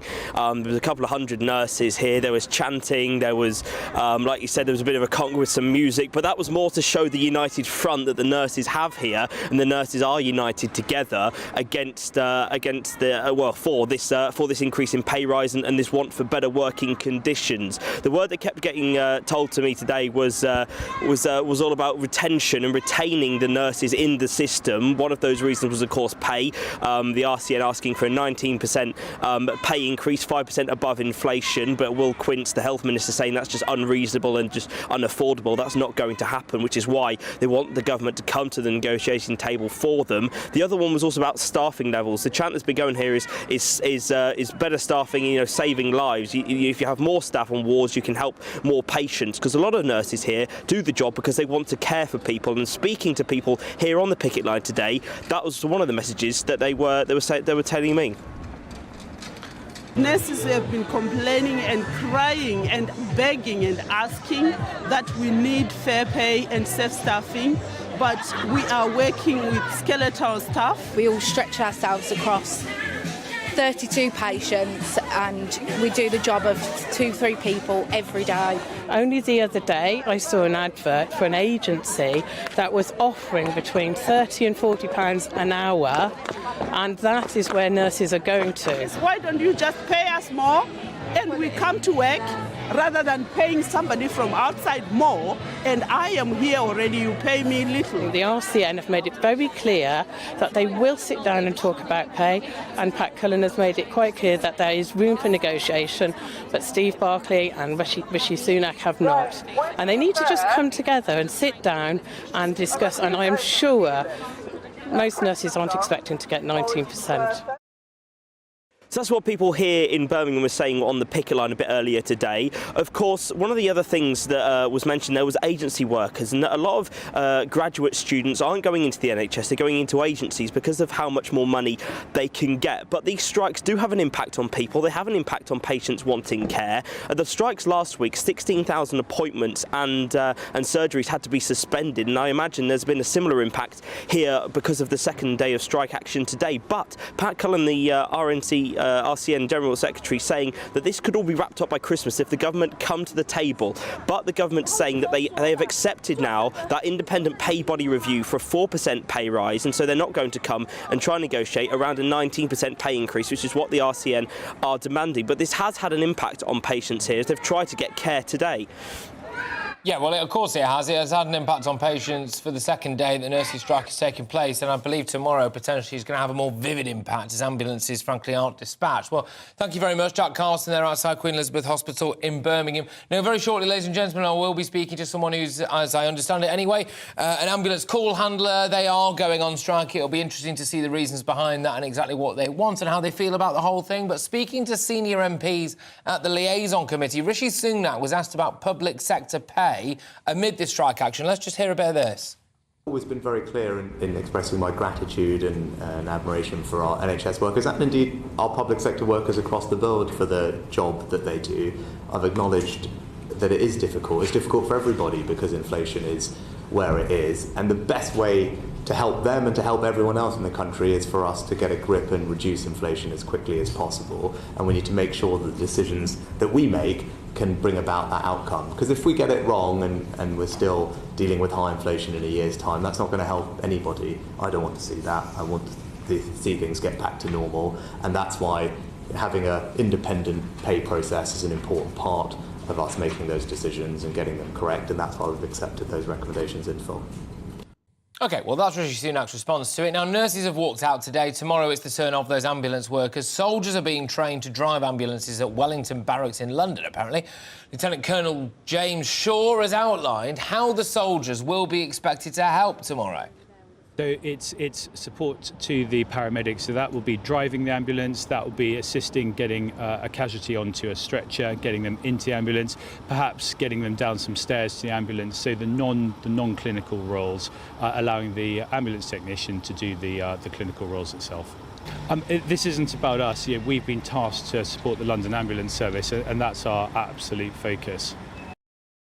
We are hearing rather concerning reports that they won't be able to turn the blue lights on, they won't be able to run red lights or break the speed limit, so essentially it'll just be like normal people driving an ambulance, but we'll have to wait and see, of course. Unison's Christina McCanny said that the government is putting the public at risk by taking ambulances off the roads to train military personnel to drive them during Wednesday's strikes. It's all a bit of a mess, isn't it? Well, look, joining me now, live, is Nikki Mortimer, who is an ambulance call taker from Lincolnshire, and I understand it that you're going to be striking tomorrow, is that right? That's right, yes. Tomorrow's the first day of the strikes, yeah. And why are you striking? We're just after a fair pay deal for an ambulance staff in line with the NHS, cost of living and everything. We're just after fair pay. I've got to ask, what are you paid? We're paid not far off minimum wage, to be honest with you, and we do. People are saving lives over the phone, they're doing CPR over the phone, they're giving life-saving information over the phone, they're delivering babies, they're stopping bleeds, and they're getting not far off minimum wage. So we're just after a fair wage. They do a tremendous job. Can I ask, did you know what you would be paid when you decided to do the job? Absolutely, but we're not getting paid in line with inflation and everything. So in effect, the pay rises that we have got have still been a pay cut in line with inflation. And essentially, because most people haven't had a pay rise in line with inflation, is it very much that because of the nature of what you do, i.e., I suppose you could say saving lives, that you think that you deserve the pay rise in line with inflation, whereas others maybe don't? Yeah, we're very stretched, as is all of the NHS. Is understaffed, the very long hours, very stressful roles, and we just need more financial support enabled to keep staff and to keep them in the role and to keep providing the service that we want to provide. I am getting a lot of emails in saying this is holding ill people to ransom. Yvonne's been on. Yvonne says if people die tomorrow, it's down to the strikers. Does that bother you? Hugely, but as I understand it, we're categorising it into, so the category ones, which is the life-saving ones, will still be responded to as far as we're able to, and also some of the Cat 2s, which are the more impressing ones. So it's more the less life-saving ones that will be impacted. If you're in the middle of a cardiac arrest, and that you will be responded to. Yeah, I mean, I have heard now, there's the latest reports, that they can't guarantee that people who are suffering a heart attack will get an ambulance out to them. And apparently, I didn't realise this, apparently Category 3 includes women in the late stages of labour. And obviously, it's not just the women involved there, is it? It's newborn babies. And that is very, very, very difficult, is it not? Morally, do you really think that you have the right to do that to people? If we would not be putting people's lives at risk wherever absolutely avoidable, as I said, Category 1s, Category 2s, where it's serious life-threatening conditions, such as babies or such as things that absolutely need us there. What we're asking for people to assist us with during this difficult time is if they can make their own way, if it's a non-life-threatening emergency, if they can make their own way to A&E or to speak to their GP or the 111 for advice just to help us during this time, then that way they're still getting the help that they require. What pay rise would you compromise on? Because absolutely nobody is saying that they can afford a 19% pay rise. That is not my position to say that. That's for the trade unions to discuss. Yeah, well, then you could argue, well, it's their job to just negotiate. And I mean, if you're going on strike, it means that you won't be taking a call tomorrow. If I fell down the stairs or my grandma got very ill, for example, and desperately needed an ambulance, and let's be honest, you won't be there, and it is overpay. So what do you want to be paid? What could stop you from going off? You can't just palm this off on the trade unions. You must have a view. I don't know. How long is a piece of string? I'm just after a fair deal, and being offered a 4% is not a fair deal. OK, so what? So somewhere in between what? 4% and what? What would, if we said 6%, would that do? I don't know. It isn't my place to make that decision, so it's up to them to come up with a fair deal for us. That's what we're all afterwards. Right. I think a lot of people would think if you're making the decision to go on strike, then maybe you should have a figure in mind. I'm sure that the leaders, they'd all come up with some negotiations. That's what we want him. They're wanting them to come to the table to make a fair negotiation. What we've been offered is not a fair negotiation, not a fair pay rise, not for the work that's being done. The extra stretches, the extra demands being put on us, we warrant a pay rise that is fair and in just with the line that we work, that we do. That's what we're asking. We're not asking for the world. We're just asking for fair pay. So if you have been offered, what is it, roughly a 4% pay increase, is that right?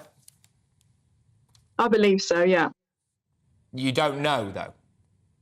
I don't know the exact figures, no. So just to clarify, you are going on strike tomorrow, but you actually don't know what pay rise you were offered. You just are absolutely adamant that that wasn't enough.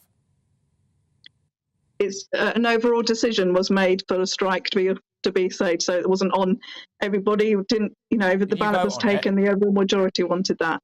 But you voted for it, yeah? Whether or not I voted or not is confidential.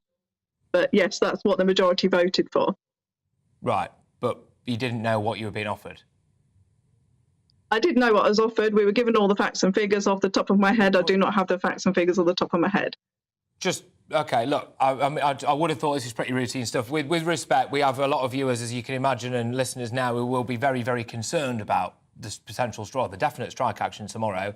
I would have thought that you would have figures to hand about what you paid now, what you were being offered and why that wasn't good enough, and maybe what you want. But you haven't got any of that, have you? Not in front of me, no. OK, all right. Thank you very much. There you go. Well, that is Nikki Mortimer there, who is an ambulance call taker from Lincolnshire, who will be striking tomorrow. Well, the Health Secretary, Steve Barclay, has been speaking on our top story of the day, which is the nurses' strikes. He's been highlighting the government's investment into the health service over and above other parts of the public sector.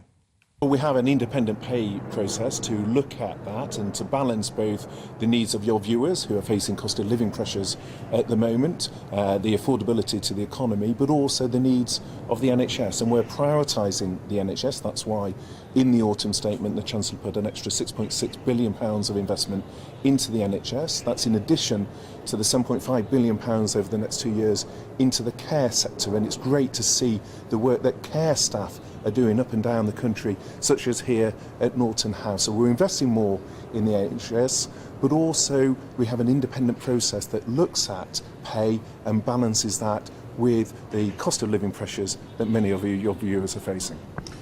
But you've ignored those recommendations before. The fact that ambulances potentially won't be turning up, potentially we're talking about people losing their lives because of this. Is this not a moment to potentially ignore those recommendations? Well, we have accepted the recommendations in full, and of course that comes on top of last year when other public sector workers faced a pay freeze, and we prioritised the NHS with an extra 3% last year in addition to accepting the recommendations in full this year. But we also need to invest more in the services to patients. We recognise there's significant backlogs as a consequence of the pandemic. A lot of your viewers who will be waiting for operations, it's important we get the investment in the new diagnostic centres. We've already announced another 19 on top of the 91 new diagnostic centres. We're investing in new surgical hubs, so we have more resilience in getting those operations waiting lists down. So we're investing more in the NHS, but we're also recognising we need to invest more in care, and that's why I'm talking to care staff today who do a brilliant job up and down the country, recognising how important they are in terms of getting people out of hospital into care settings, because that is one of the ways we relieve a lot of pressure on the NHS when we've got 13,500 people in hospital who are ready to leave, who are medically ready to leave, but they need those care packages, and that's what we're investing in. OK, you say you're investing in the NHS. Why then won't you talk about pay? Pat Cullen says that she won't dig in if you don't. It sounds like they're willing to compromise. Why won't you? Well, we're happy to talk, and we've been engaging. In fact, I'm having a further meeting. We're having a further meeting with 3 trade unions today. I had discussions with another trade union yesterday. So we're keen to talk. We're engaging with the trade unions. On pay, we have an independent process, and we have accepted that in full. And of course, that comes on top of the extra prioritisation of the NHS last year. OK, well, that is Steve Barclay, the Health Secretary, of course, just discussing the very latest when it comes to the various different strike actions that are taking place, crucially under his brief, though, all of the health ones. Right, you are with me, Patrick Christys on GB News. Coming up, we've been hearing bits and pieces from the Liaison Committee of MPs, which is in session questioning the Prime Minister Rishi Sunak. We will hear the latest from the committee from our political editor, Darren McCaffrey, and that is next.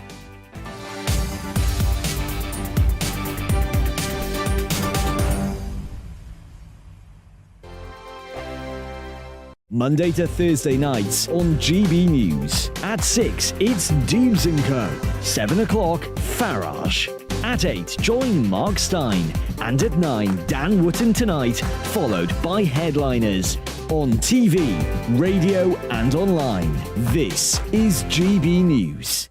Here on GB News Live, we'll be keeping you in the picture, finding out what's happening across the country and finding out why it matters to you. We'll have the facts fast with our team of reporters and specialist correspondents. Wherever it's happening, we'll be there from 12 noon on TV, radio and online. GB News, the People's Channel, Britain's news channel.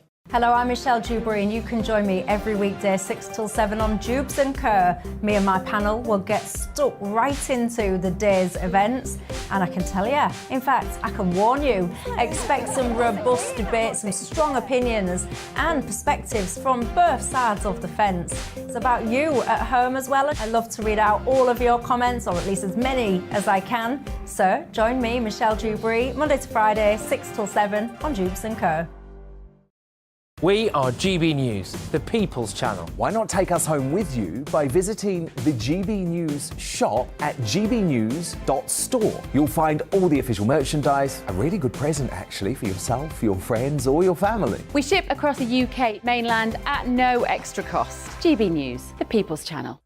I'm Mark White. As GB News Home and Security Editor, I cover those key issues that are so important to you. Our authorities, our communities doing all they can to combat violent crime. With the public services under unbearable strain, why are we still failing to control our borders? Defence, the first priority of any government, has been continually hollowed out. Can we trust our politicians to protect the armed forces? Join me, Mark White, on GB News. We are GB News, right across the nation. You can get us on television, on radio, on digital. We're absolutely everywhere. Amazing! You see, amazing! You remind me of me in the European Parliament. But here's the most important bit. We are not part of the mainstream establishment. We think and speak just like you do. We are the People's Channel. Magnificent. That's really, really thoughtful. Come and join us on GB News, the People's News Channel.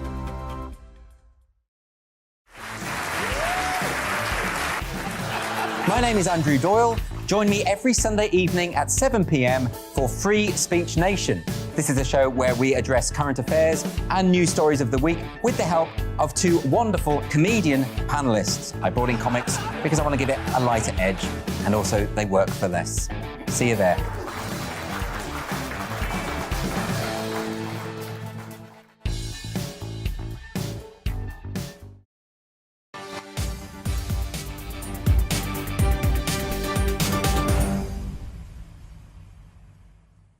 Well, welcome back, everybody. Now, Rishi Sunak has been facing senior MPs this afternoon in his first appearance in front of the Liaison Committee. He's been grilled over the cost of living crisis, ongoing strikes and the war in Ukraine. An all-rounder grilling, that. Also in Westminster, Tory MP Andrew Bridgen has been suspended from the House of Commons for 5 days for a series, apparently, of breaches of lobbying rules. Here to whiz you through absolutely everything is GBNews' political editor, Darren McCaffrey. Darren, thank you very much. Shall we start with the Liaison Committee and the grilling that Rishi Sunak had there, and we'll work our way through to Bridgen? What's the crack with the Liaison Committee?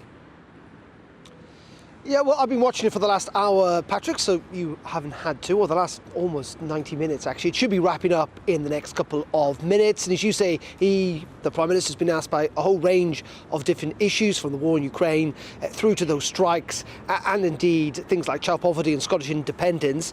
Interestingly, he did say that he has got full support for Ukraine. There have been discussions at the weekend about whether the UK was carrying out an audit, essentially, of its contribution to the war effort in Ukraine. But the Prime Minister insisting that was not really going to be the case, in the sense of this review is not going to change that commitment. Also asked about Rwanda and whether there would be a commitment to continue to send essentially illegal migrants to Rwanda, what those figures would be. He would not commit himself on that. And really interesting, I think, for lots of viewers, particularly who might be driving home at the moment from work, there was no commitment to not hiking up dual duty by 12 pence in March. It's due to go up by that amount in March. Been suggesting the government should scrap that. No real commitment to it. The big issue of strikes did come up. It didn't dominate by any estimation, but again, the Prime Minister reiterating that he wants to see inflation come down. He says if you give in to these pay demands from the unions, that will push up inflation, only make things worse. But frankly, the government facing a real difficulty on this issue. We're going to see paramedics on strike tomorrow. We've had nurses on strike today. You just heard from Steve Barclay just before the break on all of this, and many people are quite annoyed. It wasn't even discussed at Cabinet, yet the King's coronation was. People saying, has the Prime Minister really got how serious this issue is? Yeah, I mean, it's a fair question, absolutely. I mean, you know, to just put both sides of it up, I did just have a NHS call handler on, an ambulance call handler on there, and yeah, all right, OK, well, she didn't appear to know exactly what they wanted. But the flip side of it is that, you know, the government don't appear to be particularly keen on negotiating with them either. I mean, there's no real winners here when it comes to that kind of stuff. We were just playing you clips of Rishi Sunak still apparently locked in the Liaison Committee there. Darren, what's the latest with Andrew Bridgen, though? He's been suspended, has he, for breaches, something to do with lobbying? What's going on? Yeah, so this is all around declaring essentially whether you've got an interest or whether you've been contracted, been paid, been given gifts on behalf of someone. And if you have been, as an MP, you're meant to properly declare it, and particularly declare it if you start raising questions in Parliament or lobbying ministers on certain issues. Now, it seems that Andrew Bridgen has fallen foul of these rules, where he had a couple of months ago. He had launched an appeal. Now, we learned today that that appeal he has also lost. And quite strong language, it must be said, from the parliamentary authorities around this idea of lobbying. He said, or the committee in charge said, that Andrew Bridgen displayed a very cavalier attitude to these rules, that he had broken the rules on multiple occasions and in multiple ways. And the Standards Commissioner said it was an unacceptable attack upon the integrity of Parliament. Now, he's been, or will be, suspended for 5 days. Parliament actually goes into recess later on today for its parliamentary Christmas break, so I suspect that suspension will happen in the new year. Andrew Bridgen has denied any wrongdoing, but it is a reminder, I think, that the parliamentary authorities take this idea of lobbying pretty seriously, that you need to be transparent, you need to be clear, that if you write to a minister, if you ask a question in Parliament, you have to declare if you've got some type of interest in it. And it appears that Andrew Bridgen, as the Commission and the committee have found, broke those rules on multiple occasions. Well, it's interesting stuff. Darren, thank you very much, as ever, and thank you very much for sitting through that liaison committee as well, as you rightly said, so I didn't have to. That is our political editor, Darren McCaffrey, there.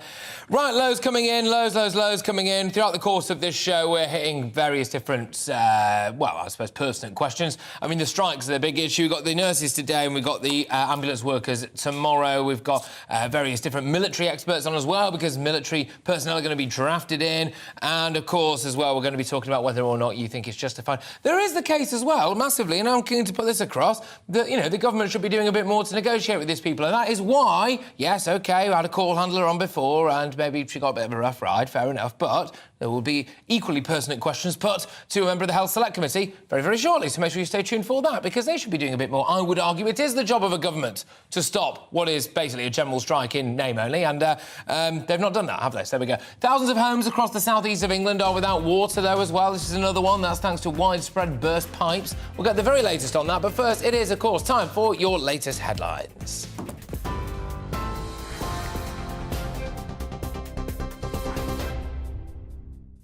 Patrick, thanks very much indeed. The top stories this hour. Portsmouth Hospitals University Trust has declared a critical incident, saying its emergency department is full of patients and it has limited space to treat those with life-threatening conditions and injuries. That comes as thousands of nurses in England, Northern Ireland and Wales walk out for the second time in under a week. The Royal College of Nursing has warned the action could go on for 6 months unless an agreement can be reached.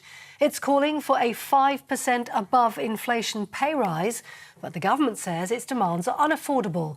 The Health Secretary, Steve Barclay, saying the government has prioritised instead the entire NHS.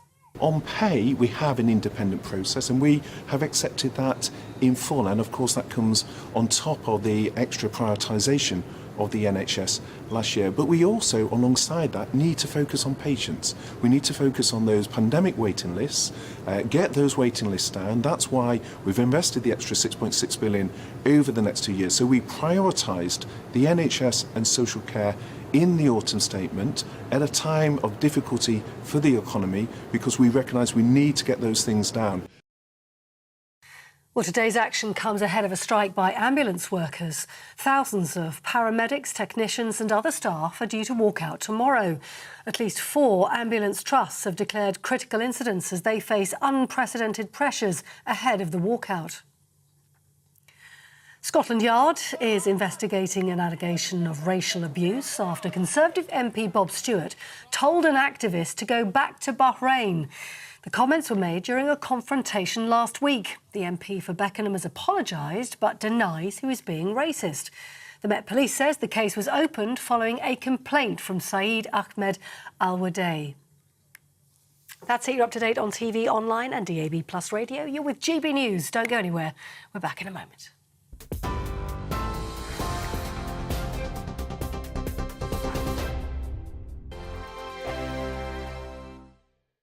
I'm Mark Dolan. Join me at 11 on GB News for Headliners, in which I'll be joined by 2 of the UK's top comedians discussing tomorrow's papers. If it's an important story, we'll cover it, but we'll have some fun along the way. Headliners, the late-night paper review that won't send you to sleep like the others will. 7 nights a week at 11 p.m. on GB News.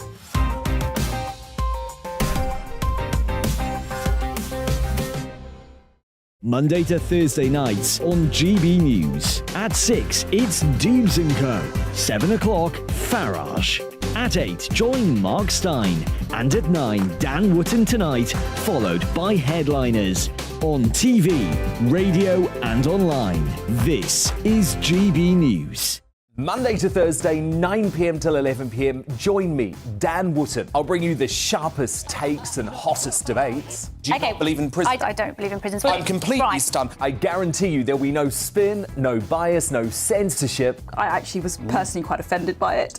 And no reason to go to bed. So I guess they've always been quite woke. That's Dan Wootton Tonight on TV, radio and online. Monday to Thursday from 9 p.m. till 11 p.m. on GB News. The People's Channel, Britain's news channel.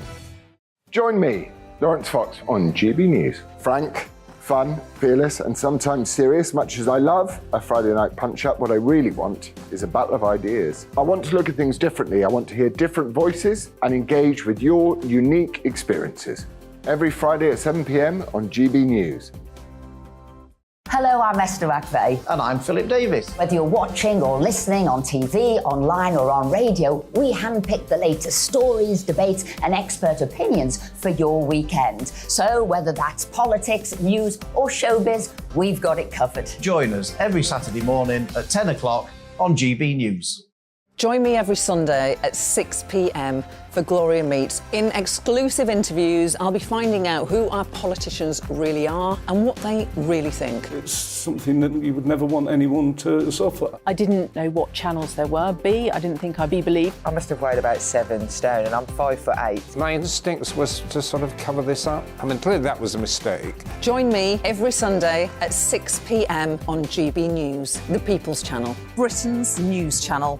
Hello there, it's Eamon Holmes here from Breakfast on GB News. We're not just on your television and your screens, you know. We're on DAB plus digital radio, so you can listen to your favourite shows on the move. If you've not yet listened to GB News Radio, it's very simple. We're on your radio player and TuneIn apps, on your smart speaker, phone or tablet, or online at gbnews.uk. Take us with you wherever you go. GB News Radio. You never have to miss a moment of the People's Channel.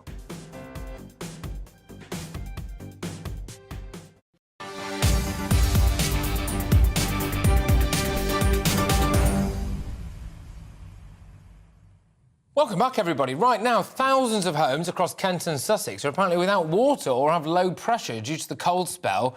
Apparently, that's been followed by a sharp rise in temperatures, which has led to burst pipes. Anyway, just yesterday, Southern Water confirmed a total of 20,000 customers were affected, whilst today, South East Water says around 15,000 only have intermittent supplies. A bit more on this now. Our GB News national reporter, Theo Tricomba, is at Dane Court Grammar School in Broadstairs, where they are handing out water to affected residents. What's going on, Theo? Yeah, it's been one of those days where you've seen lots of people come to this part of Broadstairs to get some water. After the last 48 hours, they've had no water in their homes. This area in particular is run by Southern Water and they cater to around 50,000 homes. And as you just mentioned there, South East Water, which looks after Tunbridge Wells and East Grinstead and in other parts of Kent, around 15,000 homes have been affected. Now, people, of course, need water to heat their homes, to drink tea, and, of course, to look after themselves, to have a shower and so on. So a lot of people who have spoken to here today have been concerned about that. It's not been a huge issue, but they just say it's very inconvenient, especially when you least expect it. And here's some of what they had to say earlier today. They've opened various stations, which they've said and shared around, but you have to queue for so long. And obviously some people have had to come up and walk up. I've just come up and got one bottle now, just to make sure we have got something. We've been making do with the tiniest amounts of water to brush your teeth and wash your face. I went shopping yesterday to get some water because there's such queues here, but didn't have any water, still water anyway. So that's why I'm here today. It's been a bit difficult. A bit an inconvenience, really, rather than a big problem. I think that if it goes on much longer, then it's going to become much more serious. But we've managed to cope in the last 2 days. Well, there is some good news for people who live in this area, in particular Southern Water. I've just spoken to a representative just a few moments ago, and he said most people should now have water back in their homes since around 3 p.m. and are now shutting this side and the one round the corner as well. People have been coming throughout the day. Some people having luggages, trolleys, bags, cars, you name it. And it's not just here, other parts of the UK as well. In Wales, reports over there that some schools have had to shut because they didn't have enough water over there in the Pembrokeshire area. And of course, in England as well, in Lancaster and over in Scotland and Glasgow, and some of the areas in that area have not had water over the last few days. This is because the weather, which we experienced last week, extremely cold, and then it just turned into slightly warmer weather over the last few days. Temperatures around 12 degrees. That's caused thaw and as well water bursting in pipes across the networks as well. Theo, thank you very much. Theo Tricomba there, GB News' national reporter. Hopefully they get that issue sorted very, very soon. Right, well, we're moving on from that now. NHS nurses have been on strike today and they've bid for a 19% pay rise. That's being demanded by the Royal College of Nursing. Now, the Prime Minister, Rishi Sunak, has insisted that he cannot budge on NHS pay. His reason? Well, he doesn't want to make inflation worse, which sounds relatively reasonable, although some pay rise, of course, would, I think, be welcome, even if it meant that negotiations could begin, and then patients were saved, frankly, the perennial issue of whether or not they're going to die tomorrow. A mum of three who's been impacted by these strikes is Claire Hassanou Perry, who's, sorry, Claire, I think I probably mispronounced your surname there, but I'll let you say it yourself on National Telly. Claire, I understand that your dad, sadly, has had appointments rescheduled. Would you mind just filling me in a little bit on your situation, please, Claire? Well, my dad's 77 years old, and he has had a bit of a bad time through this COVID and crisis, and he's had a bypass and a hip replacement, and he actually suffered from bladder cancer as well. And luckily, so far, so good. Everything's been organised. The NHS has managed to, with a lot of waiting, but we've got there in the end for everything. And he was really, really getting better. And then he's just had recently, about a month ago, another check for his bladder cancer, and it looks like it's possibly back. And his biopsy was due on the 15th. Obviously, didn't happen. Now it's been rescheduled to the 6th. I was hoping on that time because I wanted to try and decide whether we were going to travel over to the UK this year. And obviously I wasn't. Can I ask you on that? Because I think this is actually really important. Because, look, for a lot of people, they might be thinking, well, their elderly relatives, you know, maybe they live close to them, right? And worst case scenario, if they need an ambulance tomorrow or they need taken to hospital today or whatever, they might be able to get in the car and take them themselves, or, you know, God forbid something awful happens, anything that can happen to old people, trip and fall or whatever, and, you know, you can maybe get round. But you obviously are not in a position to do that. You are relying more than most people, I would expect, on the NHS. And are you very, very concerned about the impact of these strikes tomorrow? Because where are you on it? The worst thing is... Yeah, go on. There's an even worse thing is that I can tell you that my mum has just had a cataract operation and it was unsuccessful, or it went wrong. They made a mistake. It got caught in her eye. Her eye almost exploded, and she's got very little vision in that eye. Right. So this time, when everything was stressing out, we were like, okay, so the cancer may be back. Let's just get on with it. Let's just get the tests done, and let's just see where we are. And now we're back in a point for Christmas where we can't make any decisions. And this is being so far away. Obviously, I've got 2 disabled children out of my 3 children, 2 are disabled. So it's a real difficulty getting things done quick. And this is where we rely on the health service. Now, look, do you think that this could all be solved by the government doing more to try to stop these strikes, i.e. being more proactive when it comes to negotiating? No, I believe the whole NHS needs a complete workup from the bottom to the top. And I think nurses' lives need to be made better. And I think that's what they need from this, not the money, because the money for some of the nurses of the lower peers, the money is really important at this time. Because I see that. I have 3 children, only my husband works, we live in a foreign country. It can be really difficult. But the real sense that the whole NHS needs to change so they don't make the mistakes to stop causing themselves more work, which is how with my family.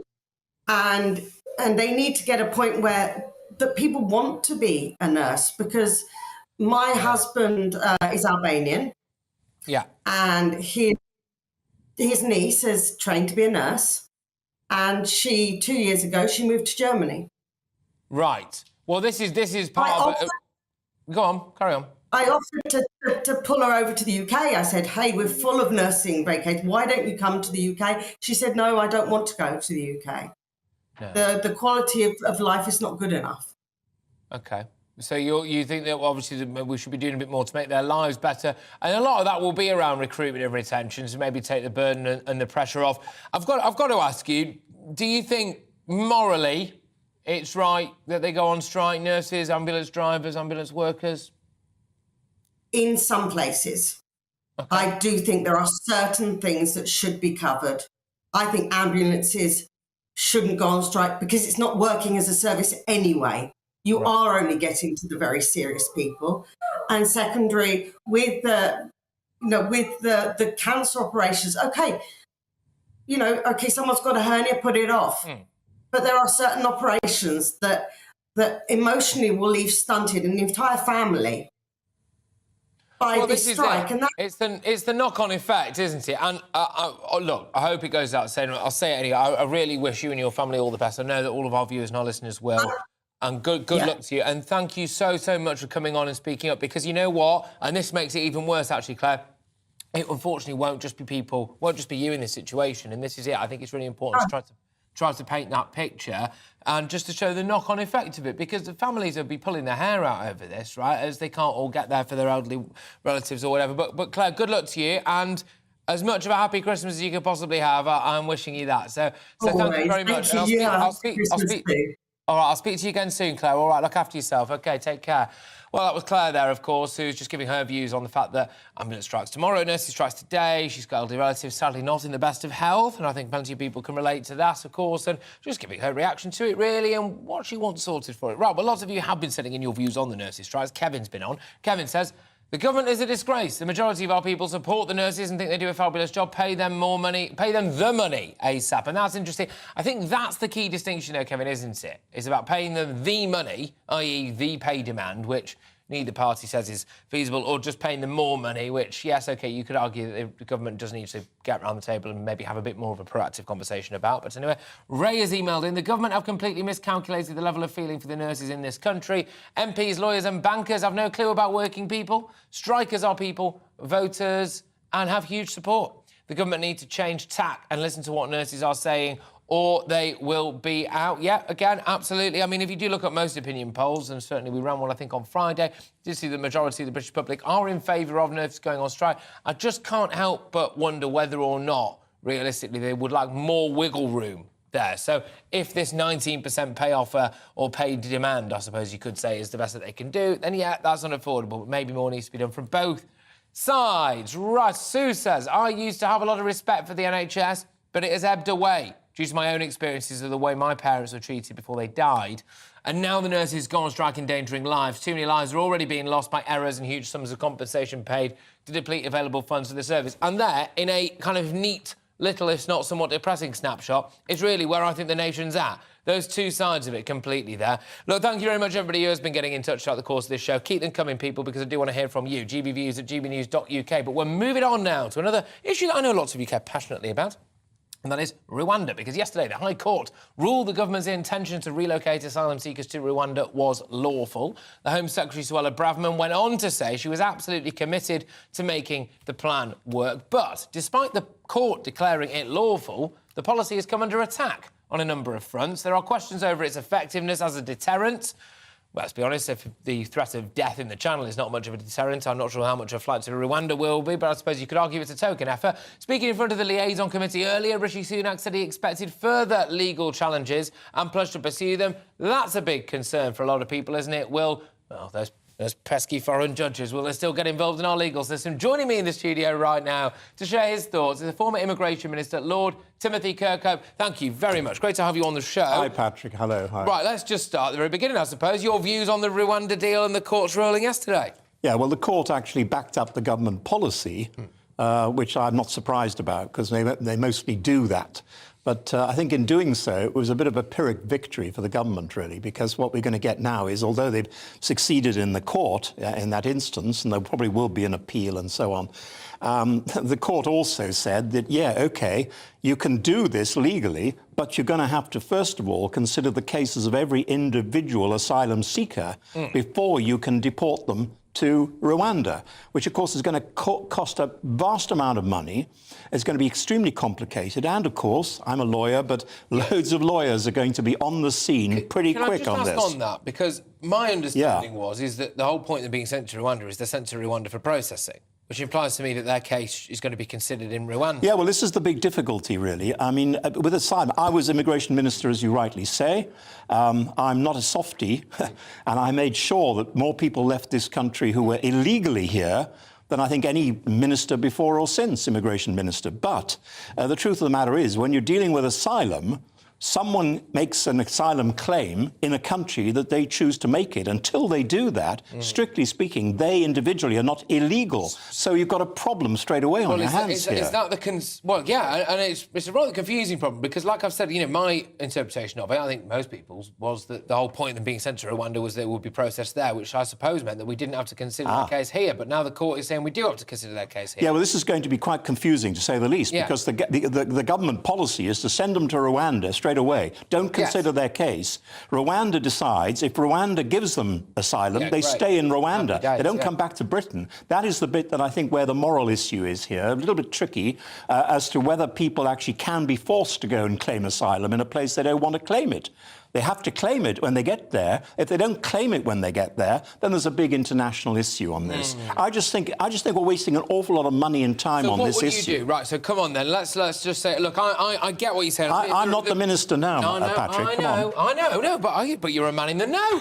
You're a man in the know. You've got expertise. You know more than me. I just sit there and rub my mouth off every day. What do you want to do about it? I'll tell you what I would do with this. The first thing I would do, first of all, is to look and see whether there are clear signs of one country, for instance, having a lot of people coming to us who are clearly not going to be asylum candidates. Are you desperately trying not to say the word Albania now? I'll say the word Albania. We talk to their government.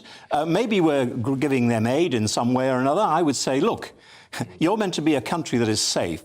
You're not meant to be a country where there's any danger as such. Human rights are supposed to be respected. You look as if you might apply to be an EU member at some point.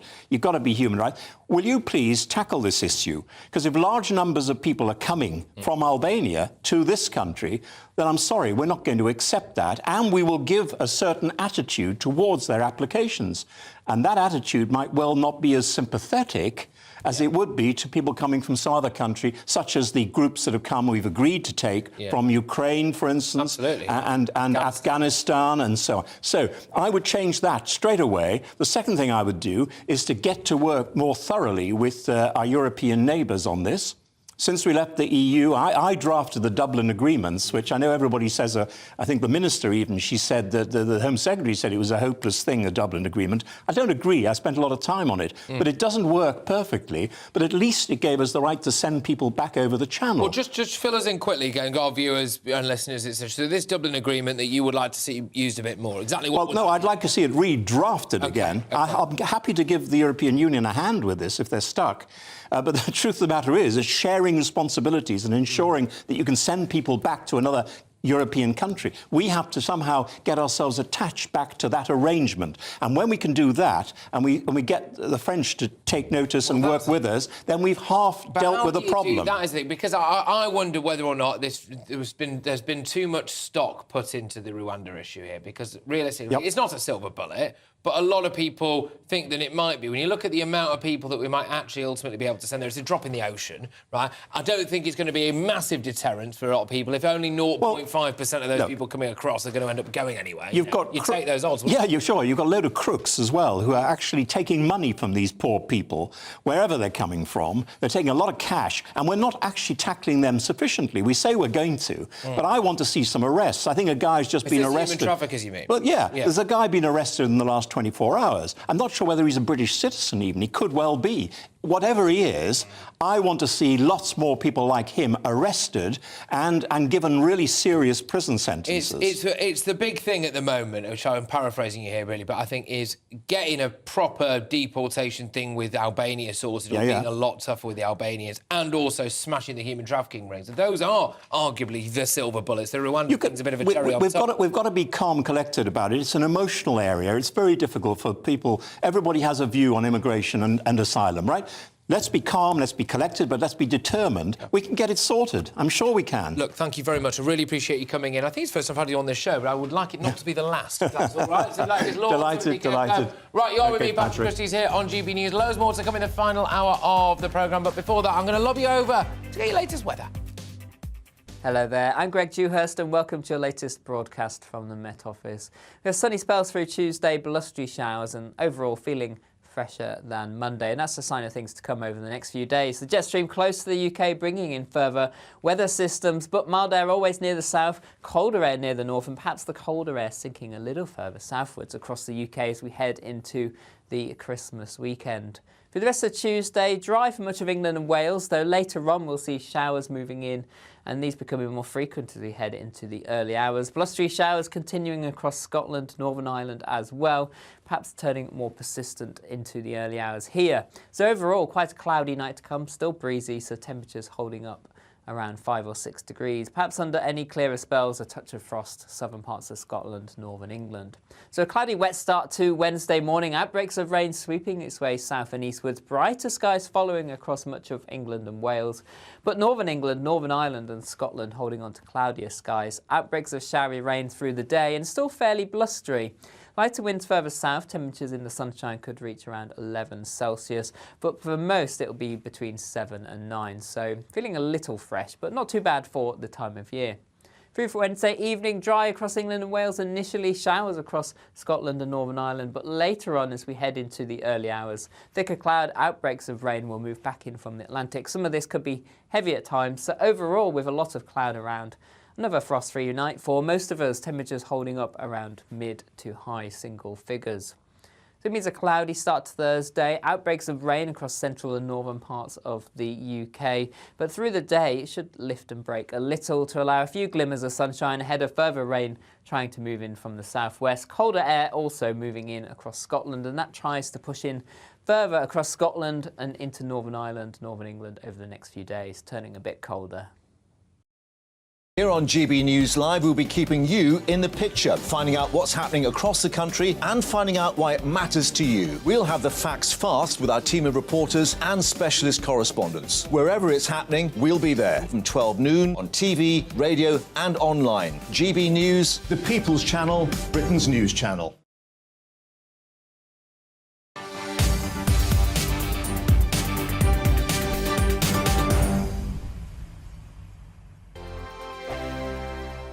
Monday to Thursday, 9 p.m. till 11 p.m. Join me, Dan Wootton. I'll bring you the sharpest takes and hottest debates. Do you not believe in prison? I don't believe in prisons. I'm completely stunned. I guarantee you there'll be no spin, no bias, no censorship. I actually was personally quite offended by it. And no reason to go to bed. So I guess they've always been quite woke. That's Dan Wootton tonight on TV, radio and online. Monday to Thursday from 9 p.m. till 11 p.m. on GB News. The People's Channel, Britain's news channel. Every morning from 6 o'clock, we'll wake you up with GB News Breakfast with all the stories you didn't know from the night before. So whether it's serious news, entertainment, or your own views from all over our great nation, we're here to kick off your day with a smile. And the national media should be reflecting and reporting what's happening here. You will notice the northwestern accents. Whether you're with us on TV, radio, or online, every morning, it's breakfast from 6 a.m. Hope you can join us. Join me every Sunday at 6 p.m. for Gloria Meets. In exclusive interviews, I'll be finding out who our politicians really are and what they really think. It's something that you would never want anyone to suffer. I didn't know what channels there were. I didn't think I'd be believed. I must have weighed about 7 stone and I'm 5'8". My instincts was to sort of cover this up. I mean, clearly that was a mistake. Join me every Sunday at 6 p.m. on GB News, the People's Channel, Britain's news channel. Hello there, it's Eamon Holmes here from Breakfast on GB News. We're not just on your television and your screens, you know. We're on DAB plus digital radio, so you can listen to your favourite shows on the move. If you've not yet listened to GB News Radio, it's very simple. We're on your radio player and TuneIn apps, on your smart speaker, phone or tablet, or online at gbnews.uk. Take us with you wherever you go. GB News Radio. You never have to miss a moment of the People's Channel. My name's Tom Harwood and join me 9:30 a.m. every weekday for The Briefing, your one-stop shop for everything you need to know about what's going on in politics today. I wonder if this is a deal that might need to be like the biscuits in this factory, twice baked. Is there not an opportunity here to win out against the extremes? Tom Harwood, GB News. What are you going to do about it? Things should have been done differently, and they certainly are being done differently. Don't miss it. The Briefing with me, Tom Harwood, 9:30 Monday to Friday on GB News. Hello, I'm Simon Evans. Join me on GB News for Headliners at 11 p.m, where I'll be joined by 2 of the country's top comedians as we take a look at tomorrow's newspapers tonight. If it's a big story, we'll be covering it, I guarantee, but we'll also have some fun along the way. That's GB News Headliners at 11 p.m. We won't put you to sleep, unlike some of the other paper review shows out there. So join us, 11 p.m, 7 nights a week.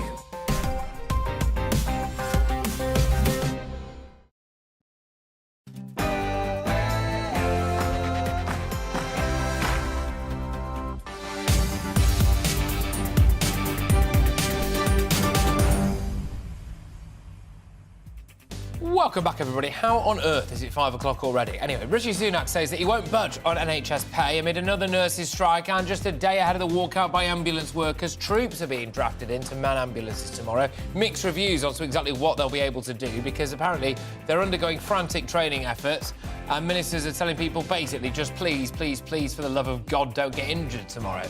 The GBViews inbox is bulging with emails on this, and I will be hearing from 2 viewers very, very shortly. And, of course, we'll be getting the political angle as well. But do NHS staff actually have a point? Many have been saying the health service is underfunded for years. Does it need more money or fundamental reform? We'll have a debate between an NHS doctor and a taxpayers group. And that is a big one, people. Does the NHS actually get enough money? It just doesn't spend it well enough, because that, some would argue, is the crux of the matter. And Merry Christmas from British Airways, as if endless strikes aren't enough to be contended with. BA passengers have been whacked now by huge delays. After a computer glitch grounded flights for hours, we'll have a travel expert on. Is the great festive getaway at risk too? Also, I imagine there's strikes going on there, isn't there, at Heathrow and all sorts? Anyway, I want your views today. Are you angry about the ambulance strikes? Does the NHS need fundamental reform? Should we just give up on travel over the Christmas period altogether? GBViews at GBnews.uk. Oh, and we are having a bit of a head-to-head on whether or not we should be kowtowed to by foreign judges. Should we just ignore them when it comes to our Rwanda plan? GBViews at GBnews.uk. What's not to love, people? We've got a whopping great big hour coming your way after your headlines.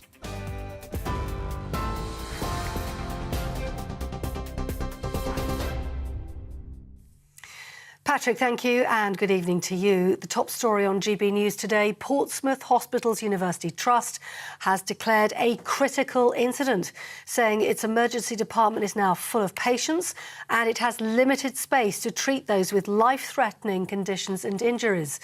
Meanwhile, thousands of nurses in England, Northern Ireland and Wales are walking out for a second time in under a week. The Royal College of Nursing has warned their action could go on for 6 months unless an agreement can be reached. It's calling for a 5% above inflation pay rise, but the government says the demands are unaffordable. The Health Secretary, Steve Barclay, saying the government has prioritised instead the entire NHS. On pay, we have an independent process and we have accepted that in full. And of course, that comes on top of the extra prioritisation of the NHS last year. But we also, alongside that, need to focus on patients. We need to focus on those pandemic waiting lists, get those waiting lists down. That's why we've invested the extra 6.6 billion over the next 2 years. So we prioritised the NHS and social care in the autumn statement at a time of difficulty for the economy, because we recognise we need to get those things down. Well, the General Secretary of the RCN, Pat Cullen, has criticised the government for failing to even come to the negotiating table. I want to say to the Prime Minister this morning, please step in now and do the decent thing on behalf of every patient and member of the public of this country and right across the United Kingdom. But please do the decent thing also for the nursing staff. Get round a table and start to talk to me on their behalf.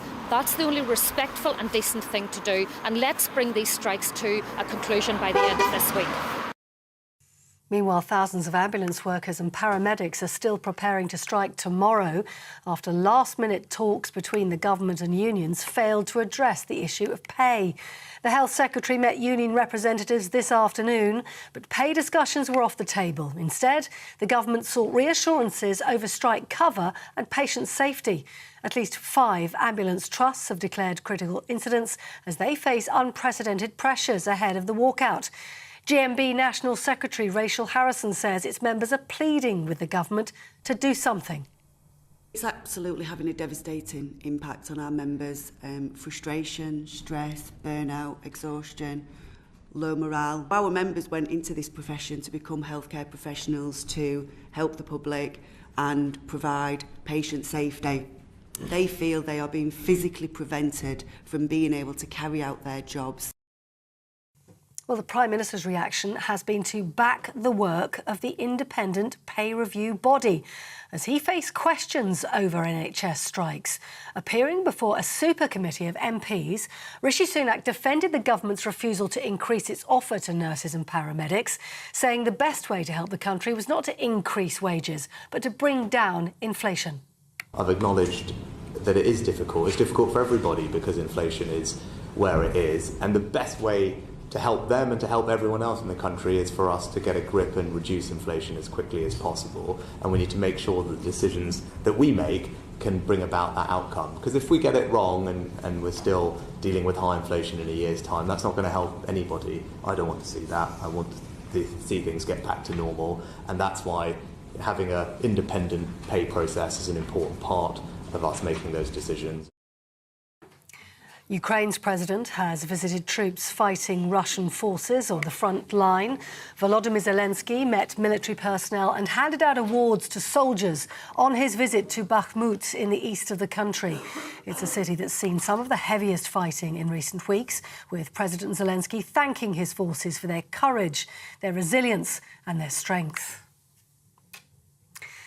Here, a coroner has ruled the 11 victims of the Shoreham air disaster in 2015 were unlawfully killed. The 11 men died when their aircraft crashed on the A27 during an aerial display at the event in West Sussex. The coroner said the plane crash was a result of poor judgment made by one pilot when undertaking a manoeuvre. The court also said the other victims played no part in causing their own deaths. Scotland Yard is investigating an allegation of racial abuse after Conservative MP Bob Stewart told an activist to go back to Bahrain. The comments were made during a confrontation last week. The MP for Beckenham has apologised but denies he was being racist. The Met Police says the case was opened because of a complaint from Saeed Ahmed Al-Wadi. You're up to date on GB News. More news as it happens. Now back to Patrick.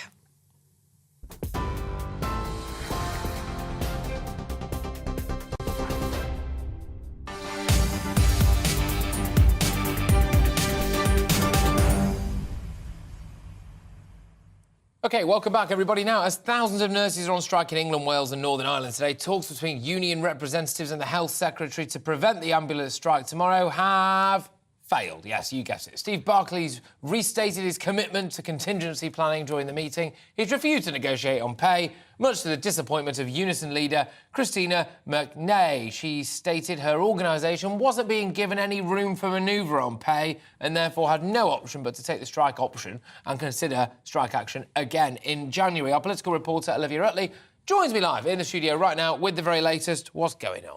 Yes, so we were speaking to the leaders of these three unions who went in to meet Steve Barclay today, and they are not happy at all.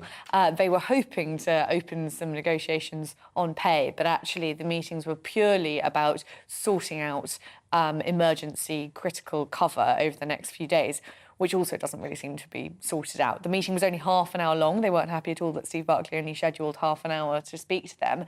And so, essentially, we're no further ahead. In fact, if anything, we've taken a step backwards because we're now hearing about more threats for another wave of strikes in January. And this is it. Now, there's very much two sides to this. I did have an ambulance call handler on earlier who potentially got a bit of a rough ride, but in my defence, that was because she didn't know, apparently, what she was paid now, what the pay offer that she's rejected was going to be, or what she actually wanted to be paid going forward, which I think for patients is a bit annoying, right? You would want to know what that is. But the flip side of it is this, which is that the government doesn't appear willing to really entertain any negotiations at all. And there's two sides to it, aren't there, when it comes to that? Yeah, there definitely are. And it seems at this stage as though Steve Barclay is actually quite interested in getting round the table, as they always put it, and having a proper conversation, because he's very worried that it's his legacy that's going to be damaged by all of this, because Rishi Sunak's calculation is that support for strikes will ebb away quite quickly when people see the damage it's doing. That seems to be true of train strikes, but not quite so true of nurses' strikes, where the public's quite sympathetic.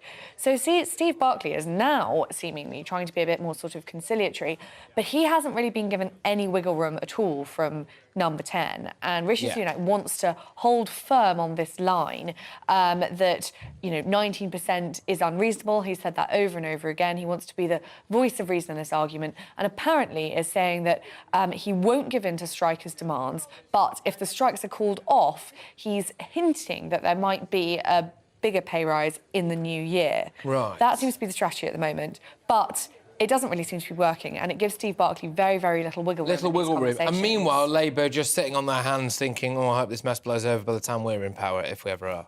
Yeah, essentially. There was a hope in the government that these strikes would actually reflect really badly on Labour because, of course... Yes, in the union's back pockets, the union's back pockets, etc. That's what happened during the general strike of 1926, and they were sort of hoping that something similar might happen. People would think, we don't want the party that has anything to do with the unions in charge.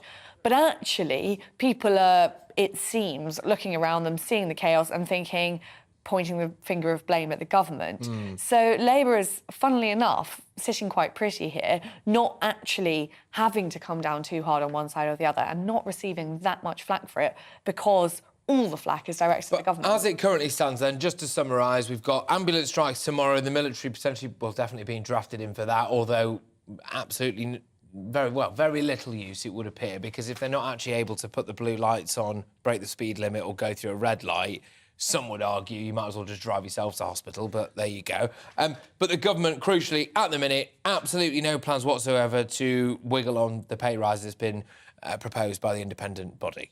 No, the only sort of wiggle room that we can see is this suggestion that if strikes are called off, Rishi is perhaps promising a higher pay rise in the new year. But in terms of actually raising the pay, meeting anything like the demands that are being proposed, there doesn't seem to be any headway at all. Yeah, and interesting as well that Aslef have said that they're going to strike in January. I know that's not nurses, that is, of course, the railways, but specifically the train drivers. And I find that fascinating because when we were having all these discussions about the strikes, it was like, well, look, we're not talking about the train drivers because they're on the ones on the decent money. It's more your cleaners and your guards and your platform staff. Well, now it is obviously as well the drivers, and they are on a decent amount of money, and that would appear, maybe I would suspect, less public sympathy, but I don't know. Yes, and I think it does feel a little bit as though Mick Lynch is it's sort of almost snowballing a bit out of his control here, because what he keeps maintaining is that it's not so much about pay as about safety, and by that he means if the government pushes ahead with driver-only trains, not having other staff on trains, then that'll be dangerous, and he's trying to hedge it in that way. Of course, but now, if you're talking about Aslef and about train drivers striking as well, then that's a completely different issue and does seem like it is all about pay. So Mick Lynch, perhaps, is losing his iron grip on what's going on. Well, there we go. Look, Olivia, thank you very, very much. Great to have your input and your insights when it comes to the political realm of these strikes. I'm just being told in my ear now we have a clip of when Rishi Sunak was asked about public sector pay earlier, so let's play it. I've always been very clear in expressing my gratitude and admiration for our NHS workers and indeed our public sector workers across the board for the job that they do. I've acknowledged that it is difficult. It's difficult for everybody because inflation is where it is, and the best way to help them and to help everyone else in the country is for us to get a grip and reduce inflation as quickly as possible, and we need to make sure that the decisions that we make can bring about that outcome. Because if we get it wrong and we're still dealing with high inflation in a year's time, that's not going to help anybody. I don't want to see that. I want to see things get back to normal, and that's why having an independent pay process is an important part of us making those decisions and getting them correct, and that's why we've accepted those recommendations in full. OK, so Rishi Sunak there outlining his views when it comes to the latest nurses strike. Again, yes, we've got the ambulance strikes tomorrow. Now, the GB News... We're the People's Channel, OK? And we are nothing without you, the viewers. I love the viewers. I love the listeners. So joining me live now from Bedford is Lee Webb. And from Cambridge, we've got Coral Fordham as well. And this is in relation to the nurses' strike, also on the ambulance strikes as well. It's all health-related, isn't it? Coral, your views initially then. What do you feel about these strikes? Should they be doing it? Should the government be doing more to call them off? What do you think? Well, I think it's like this. Sunak is talking about inflation and how long have the Tories been in? I think it's 12 years maybe. So who has actually been looking after the money, and why can't they afford to give a decent pay increase? And the next thing is, why aren't they sitting around the table? Let's compromise. We need the nurses. We all need the nurses. Full stop. So, yeah, it shouldn't have got to this point now. Yeah, this is the thing, Cole. We just heard from our political correspondent there, Olivia Utley, that actually, yes, all right, so the nurses' union say 19 point whatever %. Look, we could all agree, and both major political parties agree, that's a whopping great big pay rise that would probably be unaffordable, is unaffordable. But then the flip side of it is the government isn't even willing to discuss any kind of compromise whatsoever. Lee, your views on where we're at with this? Because tomorrow, look, hopefully this doesn't happen, mate, but, you know, if you desperately need an ambulance, you might not be able to get one. Well, I don't even think any emergency services should be on strike. And the reason is, what the nurses have to remember, 2 years ago, in 2020, a lot of businesses went to the wall to save the NHS, the organisation that they work for. And it was the same, my business was at its knees, saving the organisation that it worked for. And then when I needed them last year, they were all hiding behind barriers, being bunkered down, scared of COVID. And that meant that I had a late diagnosis with cancer, and I was diagnosed stage 3 this year with cancer. So the NHS isn't working. It needs total reform. We need to look at countries like the Netherlands, Denmark, and maybe Germany to see how their system works, because their system's working pretty well. We need to emulate that. Leah, oh, look, obviously, firstly, very, very sorry to hear that, and I wish you all the best when it comes to that. I'll stick with you before I throw it back over to Coral then. Lee, do you think they shouldn't be on strike because they're already paid enough? I think their pay seems to be pretty good. Now, we do have this inflation, which is caused by lockdowns, as far as I'm concerned. The RCN, the Royal College of Nurses, must have known that before in 2020. Other people did, and they questioned it, but they were called COVID deniers and killers of grannies and things like that. If we look at the people that are actually working tomorrow for those ambulances, soldiers, now a newly qualified soldier is on about £21,000. That's after he's come out of phase 1 and phase 2 training. Newly qualified nurse is on £27,000. And then that wage goes up to something like £40,000. Now, that would be an experienced sergeant that would have that type of wage as well. But, you know, so the guys that are working tomorrow trying to cover these ambulance strike workers for their pay, they're getting paid a lot less. I get what you mean. They're potentially paid a bit less and banned from going on strike as well. Coral, a lot to come back to there. I'll let you come back to it. What do you think about what Lee's just had to say? I think, like you said earlier, there is a flip side to everything. But I think we need to go... I mean, we can talk about wages. My whole career was recruitment, and you can talk about wages. You know, some people think it's good, some people won't. It's all relative. At the end of the day, Sunak is focusing his attention on inflation. He should have been doing that years ago. And so we wouldn't be in this mess. And so the nurses would be happier with their wages because their money would be going further, the same as all of us. Could I ask you, Coral, do you think the timing of this is bad? I get that inflation is at the level that it's at now. The cost of living crisis is where we are at the minute. But at this particular time of year, it's Christmas, the weather's cold, there's already overstretched resources no matter what we do. Coral, is it poor form to be going on strike now? I think it's very sad. I mean, I hear what you say. In fact, it was only 2 weeks ago my husband sadly ended up in A&E in a car accident. He was on his bicycle, hit by a vehicle because he didn't see him. And we were waiting for over 2 hours then. So, yeah, you know, we all have our stories. And yes, of course, the cold, the Christmas, it is a bad time. Everything seems to be going wrong at the moment. Everyone's going out on strike. Nobody's happy, it seems. Yeah.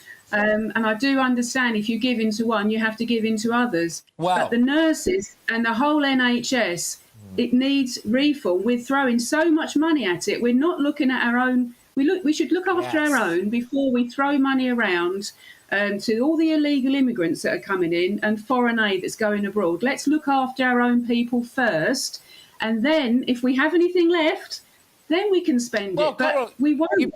You make a series of great points there, and this is how nuanced this debate is, right? Because within the elements where you and Lee might disagree, I'm sure there are areas where you do agree as well. There's no quick fix, but I, for what it's worth, absolutely 100% agree with you. The idea that we're lobbing so much money to various different parts of the world. I mean, India's got a space programme and we give them some foreign aid, and then you look at what it's costing us every single day going on the channel, and we haven't got the money, apparently, for people who, you know, are actually saving lives in this country every day, all veterans, etc. I mean, it does seem a bit skew with. But, Lee, can I just ask you on that one now, do you think it's maybe a question of we already give the NHS enough money, they just spend it poorly? Or does the taxpayer need to pump more money into it? Because we've got a big debate on this coming up, and I want to get your views.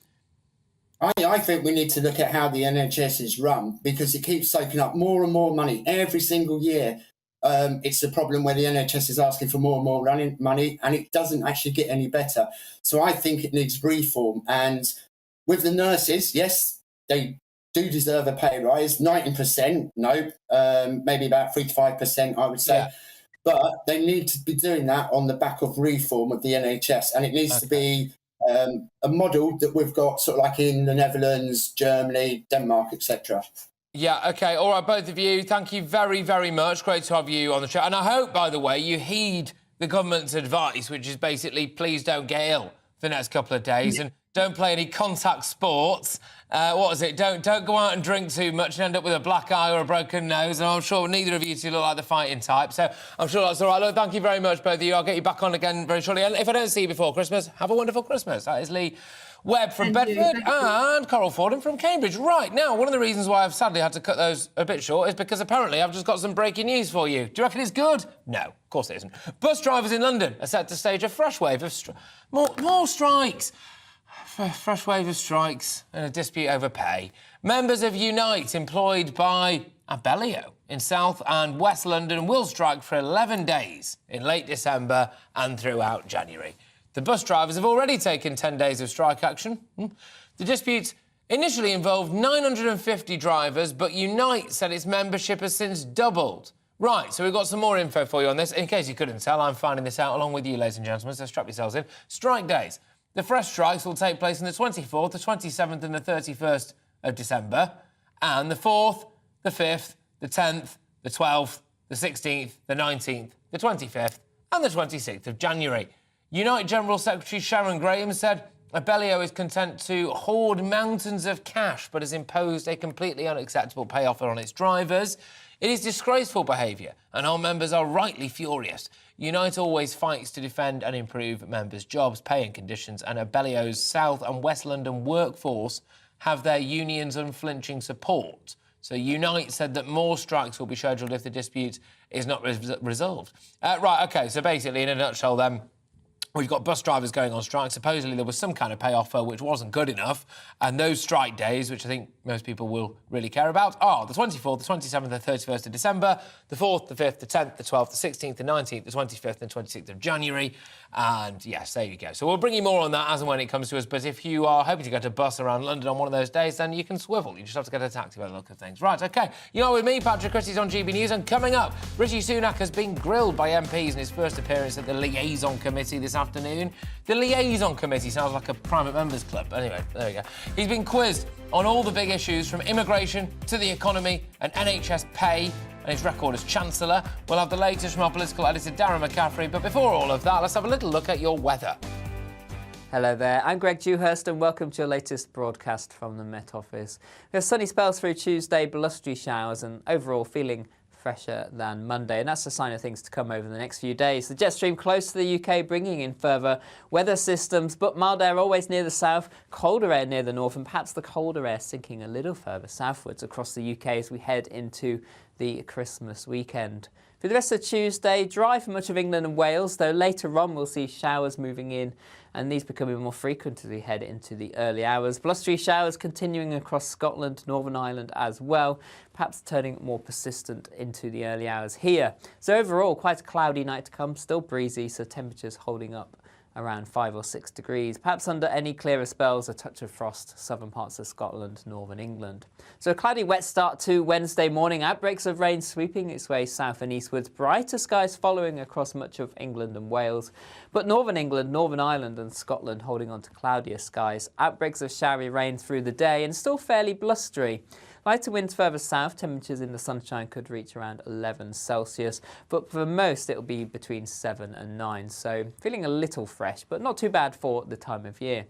Through for Wednesday evening, dry across England and Wales, initially showers across Scotland and Northern Ireland, but later on as we head into the early hours, thicker cloud outbreaks of rain will move back in from the Atlantic. Some of this could be heavy at times, so overall with a lot of cloud around. Another frost-free night for most of us, temperatures holding up around mid to high single figures. So it means a cloudy start to Thursday, outbreaks of rain across central and northern parts of the UK. But through the day, it should lift and break a little to allow a few glimmers of sunshine ahead of further rain trying to move in from the southwest. Colder air also moving in across Scotland, and that tries to push in further across Scotland and into Northern Ireland, Northern England over the next few days, turning a bit colder.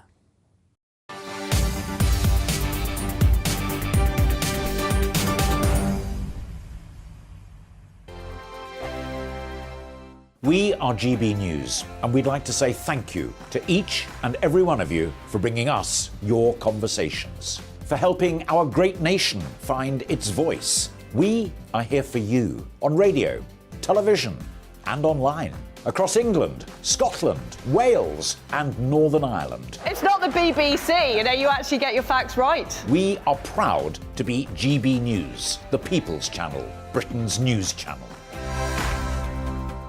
Hi there, it's Stephen and Anne. At breakfast from 6 a.m, you'll always be caught up with everything you need to know, the latest headlines, opinions and debates. We'll bring you the good news and the bad, but most of all, we're here for you. Remember, send in your views and let us know what you would like us to talk about. That's because we're your news channel. And every morning at 6 a.m, it's breakfast on GB News. Monday to Thursday on GB News, it's Bev Turner Today from 10 a.m. We're going to be here for you, our GB News family, to keep you up to date, but also make you smile. The guy went from puberty to adultery. And I can't wait to bring a few of my own opinions. I have no time for cultural totalitarianism. We'll engage in passionate, but always polite debate, with your thoughts and opinions at the centre of it all. Only on GB News, the People's Channel, Britain's news channel. Join me, Nana Akue, Saturday and Sunday afternoons on GB News. Expect fiery debate and passionate discussion as me and my panel tackle some of the biggest topics hitting the headlines. It's a place for everyone's opinion. No one gets cancelled, but no one gets an easy ride. Oh, she's on it today! Be ready for conversations that are fierce, frank, and of course, fun. Every Saturday and Sunday afternoon from 4 p.m. on GB News, the People's Channel. Join my show Farage, 7 p.m. till 8 p.m. Monday through Thursday, and there you will get opinion, analysis, debate, and I'll cover stories that nobody else dares to touch. You've been cancelled. Join the club. Oh my goodness me! And then for the last 15 minutes, talking pints. We're over a drink. We have a civilised conversation with someone. We very often disagree, but we do it in a grown-up way. Come and join me on Farage. We are GB News, the People's Channel. And right across the United Kingdom. You can find us on Sky Channel 512, Virgin Media Channel 604, Freesat Channel 216, Freeview Channel 236, and YouView Channel 236. You can also take us with you on DAB Plus Radio, with the GB News app and at the website gbnews.uk. We're absolutely everywhere. Come join us on GB News, the People's Channel, Britain's news channel.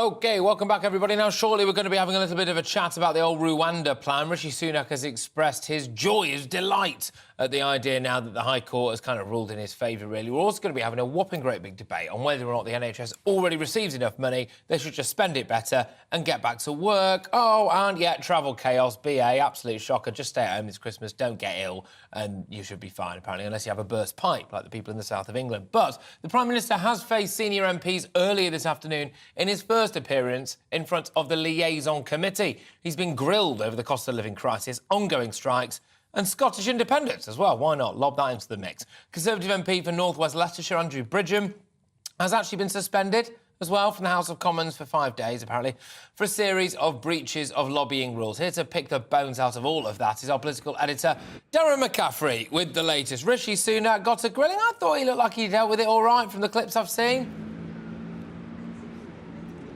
Yeah, indeed. He answers the questions he wants to answer. He very much puts all the other ones he doesn't want to do on the back foot, Patrick, and he's got rather quite good at it in quite a short space of time, i.e. if there's something controversial, for example, are you going to increase tax rates on petrol by 23% or 12 pence a litre from next March as is planned?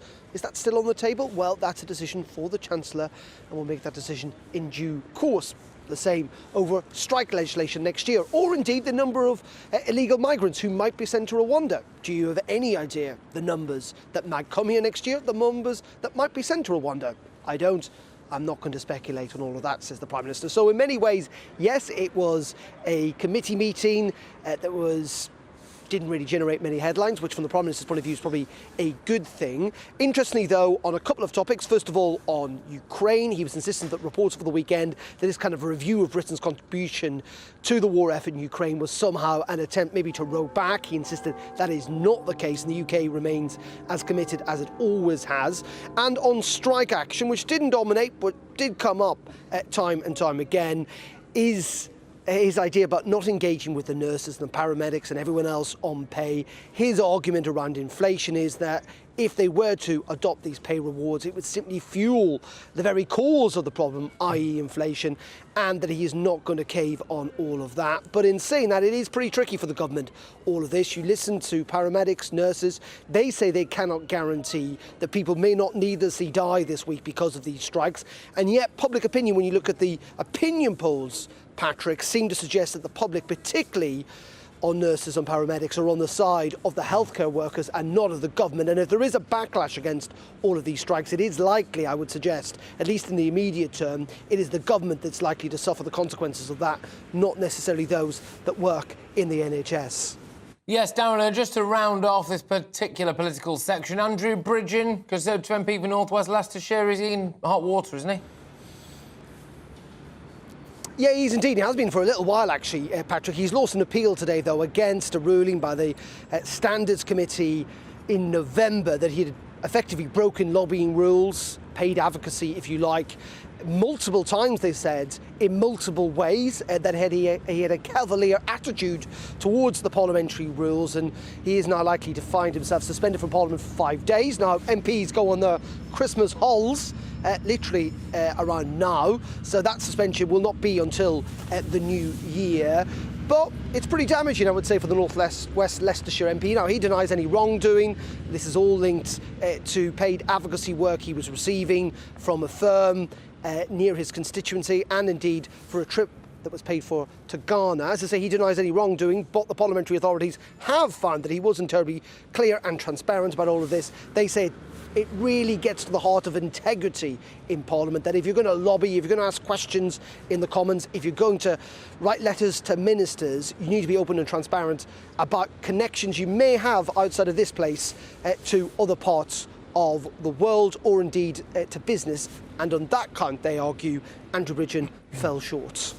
OK, Darren, thank you very much. Darren McCaffrey there, our political editor, whizzing you through Rishi Sunak's appearance at the Liaison Committee, which covered, frankly, everything, from the strikes to the other strikes, to the other strikes, to the other strikes.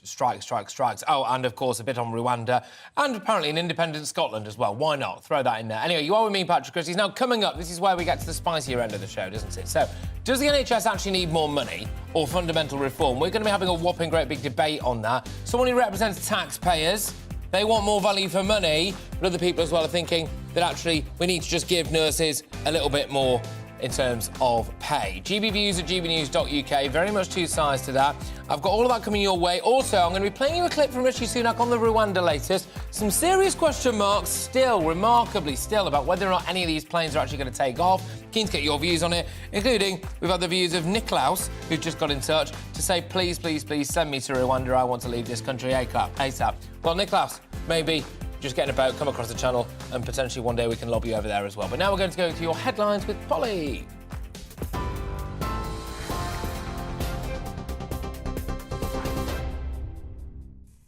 Patrick, thank you, and good evening to you. The top stories this hour. Portsmouth Hospitals University Trust has declared a critical incident, saying its emergency department is full of patients and that it now has limited space to treat those with life-threatening conditions and injuries. Meanwhile, thousands of nurses in England, Northern Ireland and Wales are walking out for the second time in under a week. The Royal College of Nursing has warned their actions could go on for 6 months unless an agreement can be reached. It's calling for a 5% above inflation pay rise, but the government says its demands are unaffordable. The Health Secretary, Steve Barclay, says the government has prioritised the entire NHS instead. On pay, we have an independent process and we have accepted that in full. And of course, that comes on top of the extra prioritisation of the NHS last year. But we also, alongside that, need to focus on patients. We need to focus on those pandemic waiting lists, get those waiting lists down. That's why we've invested the extra 6.6 billion over the next 2 years. So we prioritised the NHS and social care in the autumn statement at a time of difficulty for the economy, because we recognise we need to get those things down. Meanwhile, thousands of ambulance workers and paramedics are preparing to go on strike tomorrow after last-minute talks between the government and their unions failed to address the issue of pay as well. The Health Secretary met union representatives this afternoon, but pay discussions were off the table. Instead, the government sought reassurances over strike cover and patient safety. At least 5 ambulance trusts have declared critical incidents as they face unprecedented pressure ahead of the walkout. But the Prime Minister has backed the work of the independent pay review body as he faces questions over NHS strikes. Appearing before a super committee of MPs, Rishi Sunak defended the government's refusal to increase its offer to nurses and paramedics. He also said the best way to help the country was not to increase wages, but to bring down inflation. Scotland Yard's investigating an allegation of racial abuse after Conservative MP Bob Stewart told an activist to go back to Bahrain. The comments were made during a confrontation last week. The MP for Beckenham has apologised but denies that he was being racist. The Met Police says the case was opened after a complaint from Saeed Ahmed Al-Wadai. Those are the headlines. You're up to date on TV, online and DAB+ radio. You're with GB News. Don't go anywhere. We're back in a tick.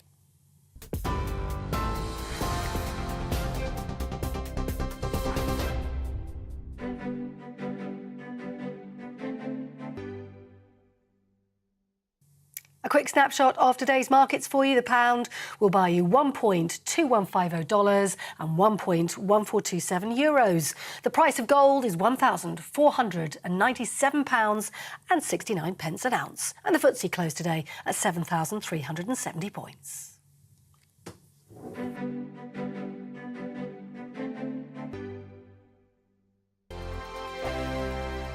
Monday to Thursday nights on GB News. At 6, it's Jubes and Co. 7 o'clock, Farage. At 8, join Mark Stein. And at 9, Dan Wootton Tonight, followed by Headliners. On TV, radio and online. This is GB News.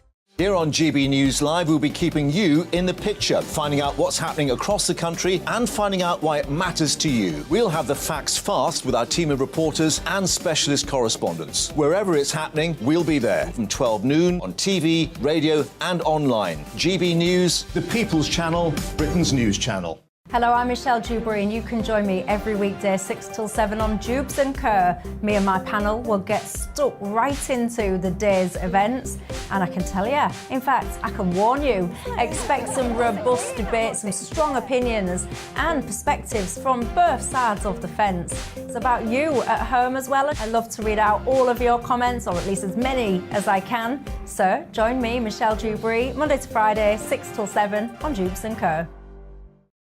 We are GB News, the People's Channel. Why not take us home with you by visiting the GB News shop at gbnews.store. You'll find all the official merchandise, a really good present actually for yourself, your friends or your family. We ship across the UK mainland at no extra cost. GB News, the People's Channel. I'm Mark White. As GB News Home and Security Editor, I cover those key issues that are so important to you. Our authorities, our communities doing all they can to combat violent crime. With the public services under unbearable strain, why are we still failing to control our borders? Defence, the first priority of any government, has been continually hollowed out. Can we trust our politicians to protect the armed forces? Join me, Mark White, on GB News. We are GB News, right across the nation. You can get us on television, on radio, on digital. We're absolutely everywhere. Amazing! You see, amazing! You remind me of me in the European Parliament. But here's the most important bit. We are not part of the mainstream establishment. We think and speak just like you do. We are the People's Channel. Magnificent. That's really, really thoughtful. Come and join us on GB News, the People's News Channel.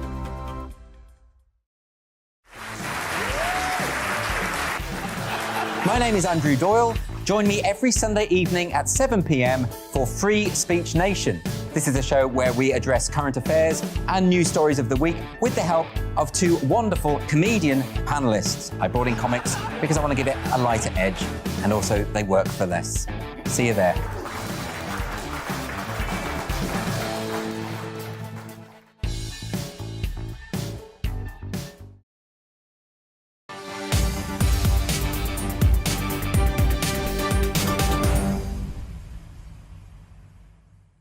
Welcome back, everybody. Right now, nurses are entering their second day of action in a long-running dispute over pay and conditions. It's fuelling the debate over NHS funding and staffing in the health service, and it's now at fever pitch because the Royal College of Nursing is understood to be asking for a pay rise of 5% above inflation. But with the government so far holding firm, many are asking, is the NHS actually underfunded at all? And this is the big question, OK, which is why we're doing a head-to-head debate on it right now, because I wanted to know just the main answer to this. Does the NHS actually need more money? Does the taxpayer have to spend more money on it? Or could nurses and everyone else get a pay rise based on the amount of money you and I are already lobbing towards our NHS? So, here to pick this apart is Elliot Keck, Investigations Campaign Manager at the Taxpayers Alliance, and Dr Tolu Adepeju, who is an NHS doctor. Thank you very much, both of you. Elliot, I'll start with you, right? Does the NHS already receive enough of our money? They just need to spend it better? I think that's indisputably the case, looking at the evidence. The NHS has seen an increase in funding every year for decades. It's regardless of the conditions in the real economy.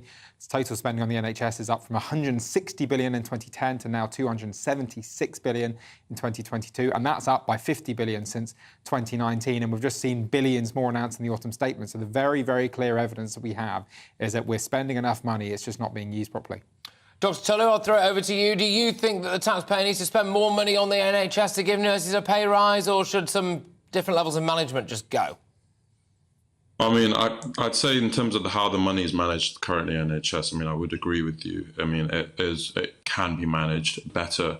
But in terms of needing more money, it's a public funded healthcare system. It will always need more money. Unfortunately, there's no way around that. And that's my opinion.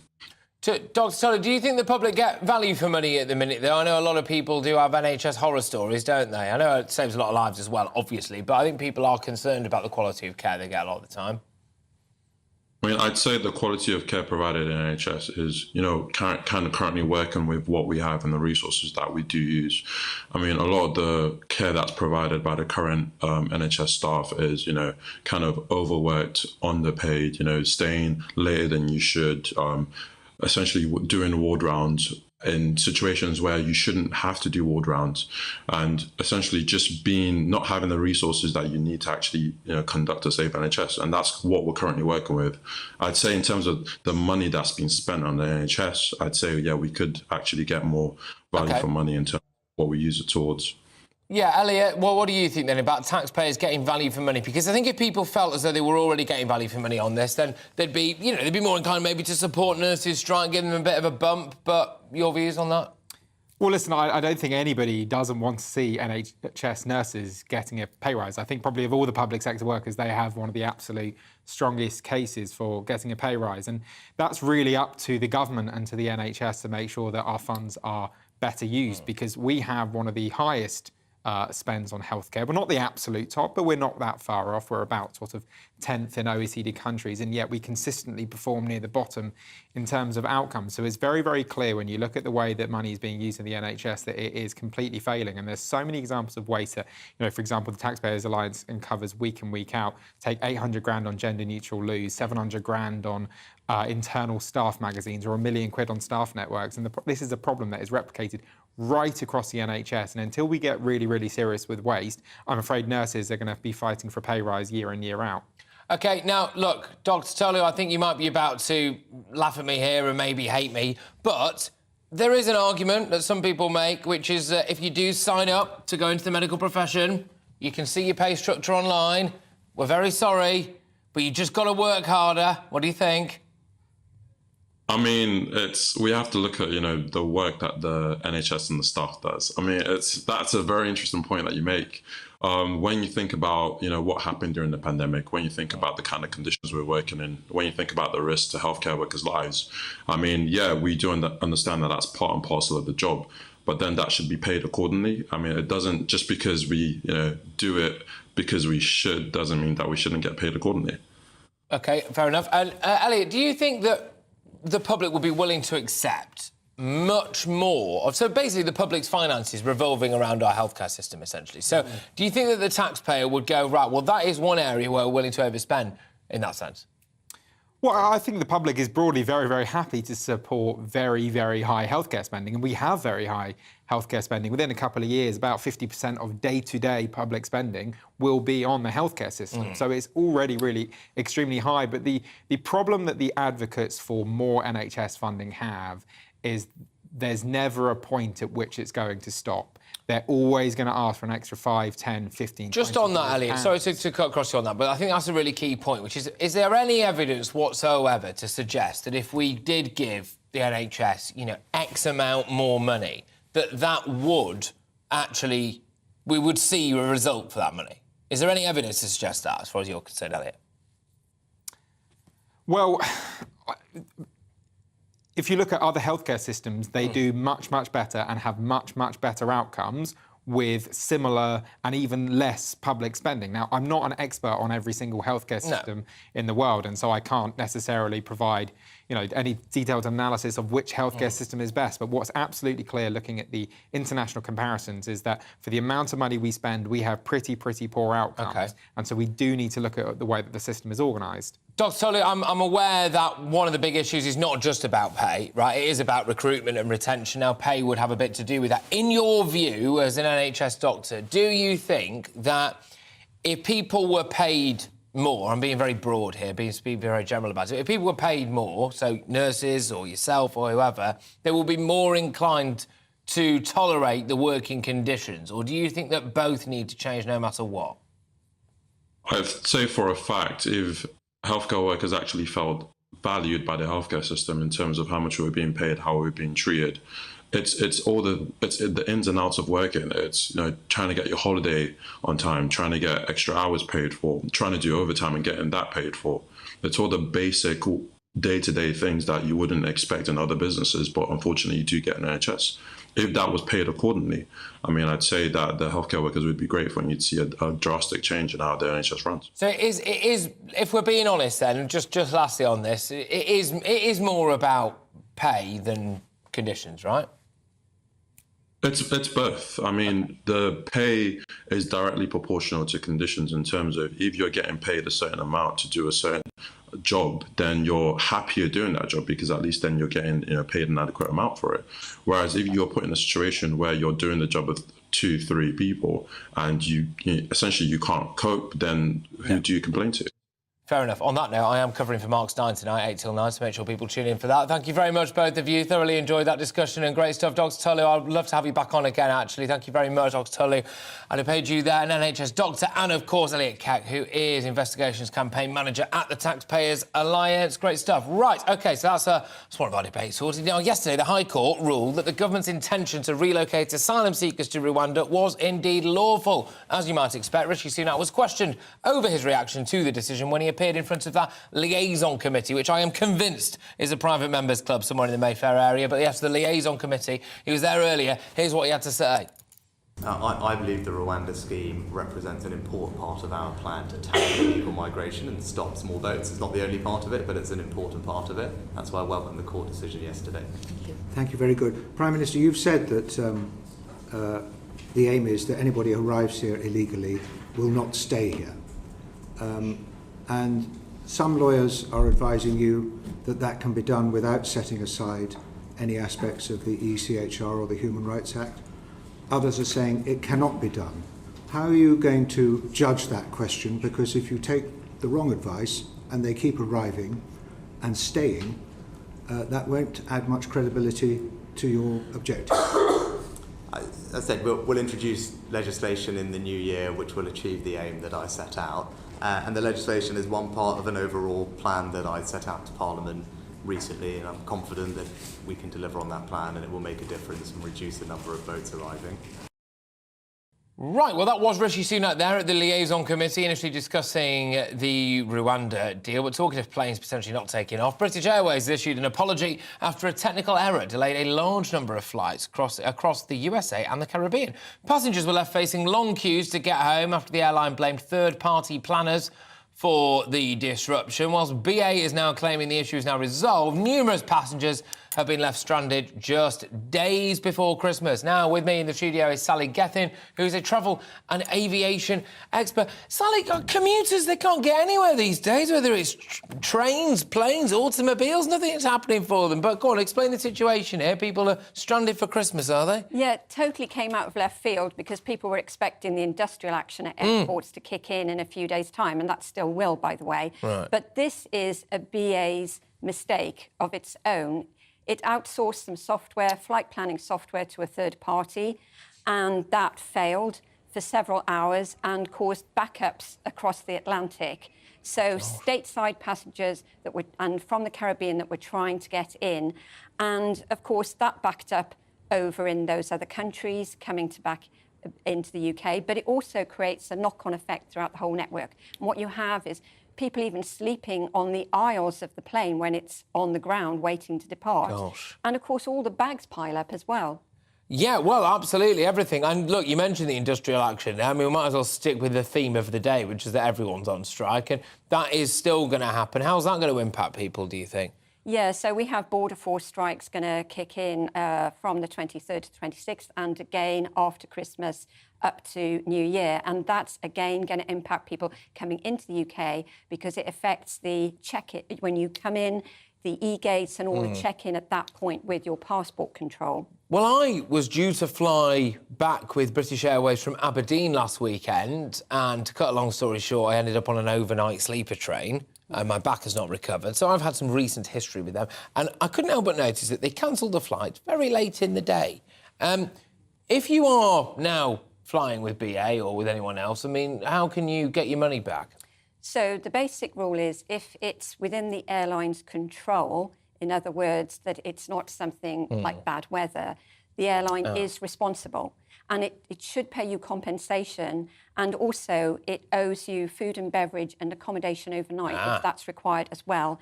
And the aviation regulator in the UK has a lot of information on that if passengers want to check. Well, I tell you what, I feel incredibly sorry for British Airways because the way I eat and drink, they're going to end up having to remortgage whatever properties they've got and all of that stuff. But there we go. Look, it is obviously bad news, very bad news for commuters and all of this stuff and people looking to get home for Christmas. But we would wish them well. I take it you're not flying anywhere this Christmas now? No, I'm keeping close to home. Keeping close to home. But I do have plans in the new year.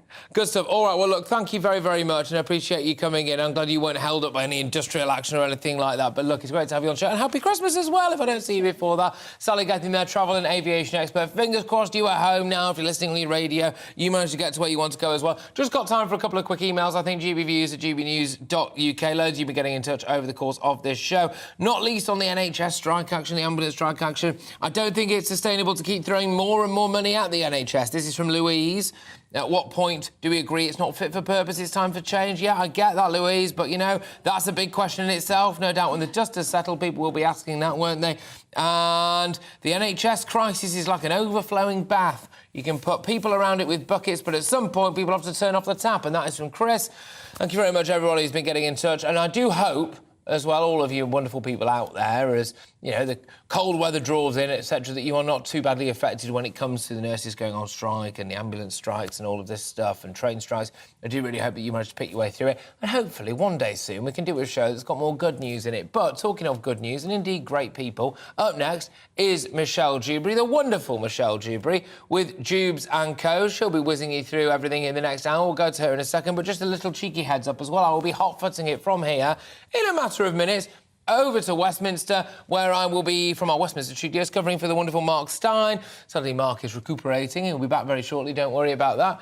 But yes, I believe we can go to Michelle Dewberry. Yeah, there you go. Oh, you're looking very Christmassy. What's on the show? Thank you. It's my last day before Christmas, so I thought I'd get into the swing of it with the old Christmas jumper, Patrick. I wanted some old wine as well, but, you know, what can I say? People didn't deliver. Right, on my show tonight, nurses. Are we any further forward in terms of seeing the end of this dispute or not? So I want to get into that tonight. Also, retiring early. Is that to blame for the crisis in the workforce we find ourselves in?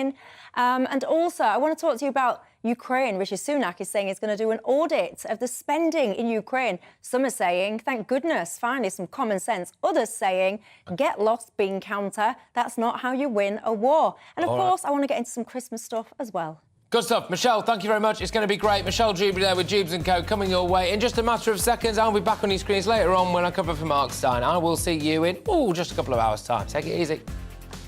Hello there, I'm Greg Dewhurst and welcome to your latest broadcast from the Met Office. We have sunny spells through Tuesday, blustery showers and overall feeling fresher than Monday, and that's a sign of things to come over the next few days. The jet stream close to the UK bringing in further weather systems, but mild air always near the south, colder air near the north, and perhaps the colder air sinking a little further southwards across the UK as we head into the Christmas weekend.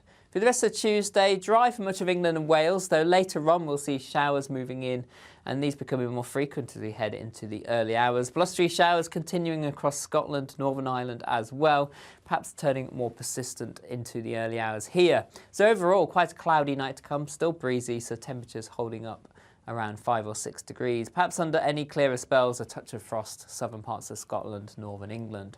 So a cloudy, wet start to Wednesday morning. Outbreaks of rain sweeping its way south and eastwards. Brighter skies following across much of England and Wales.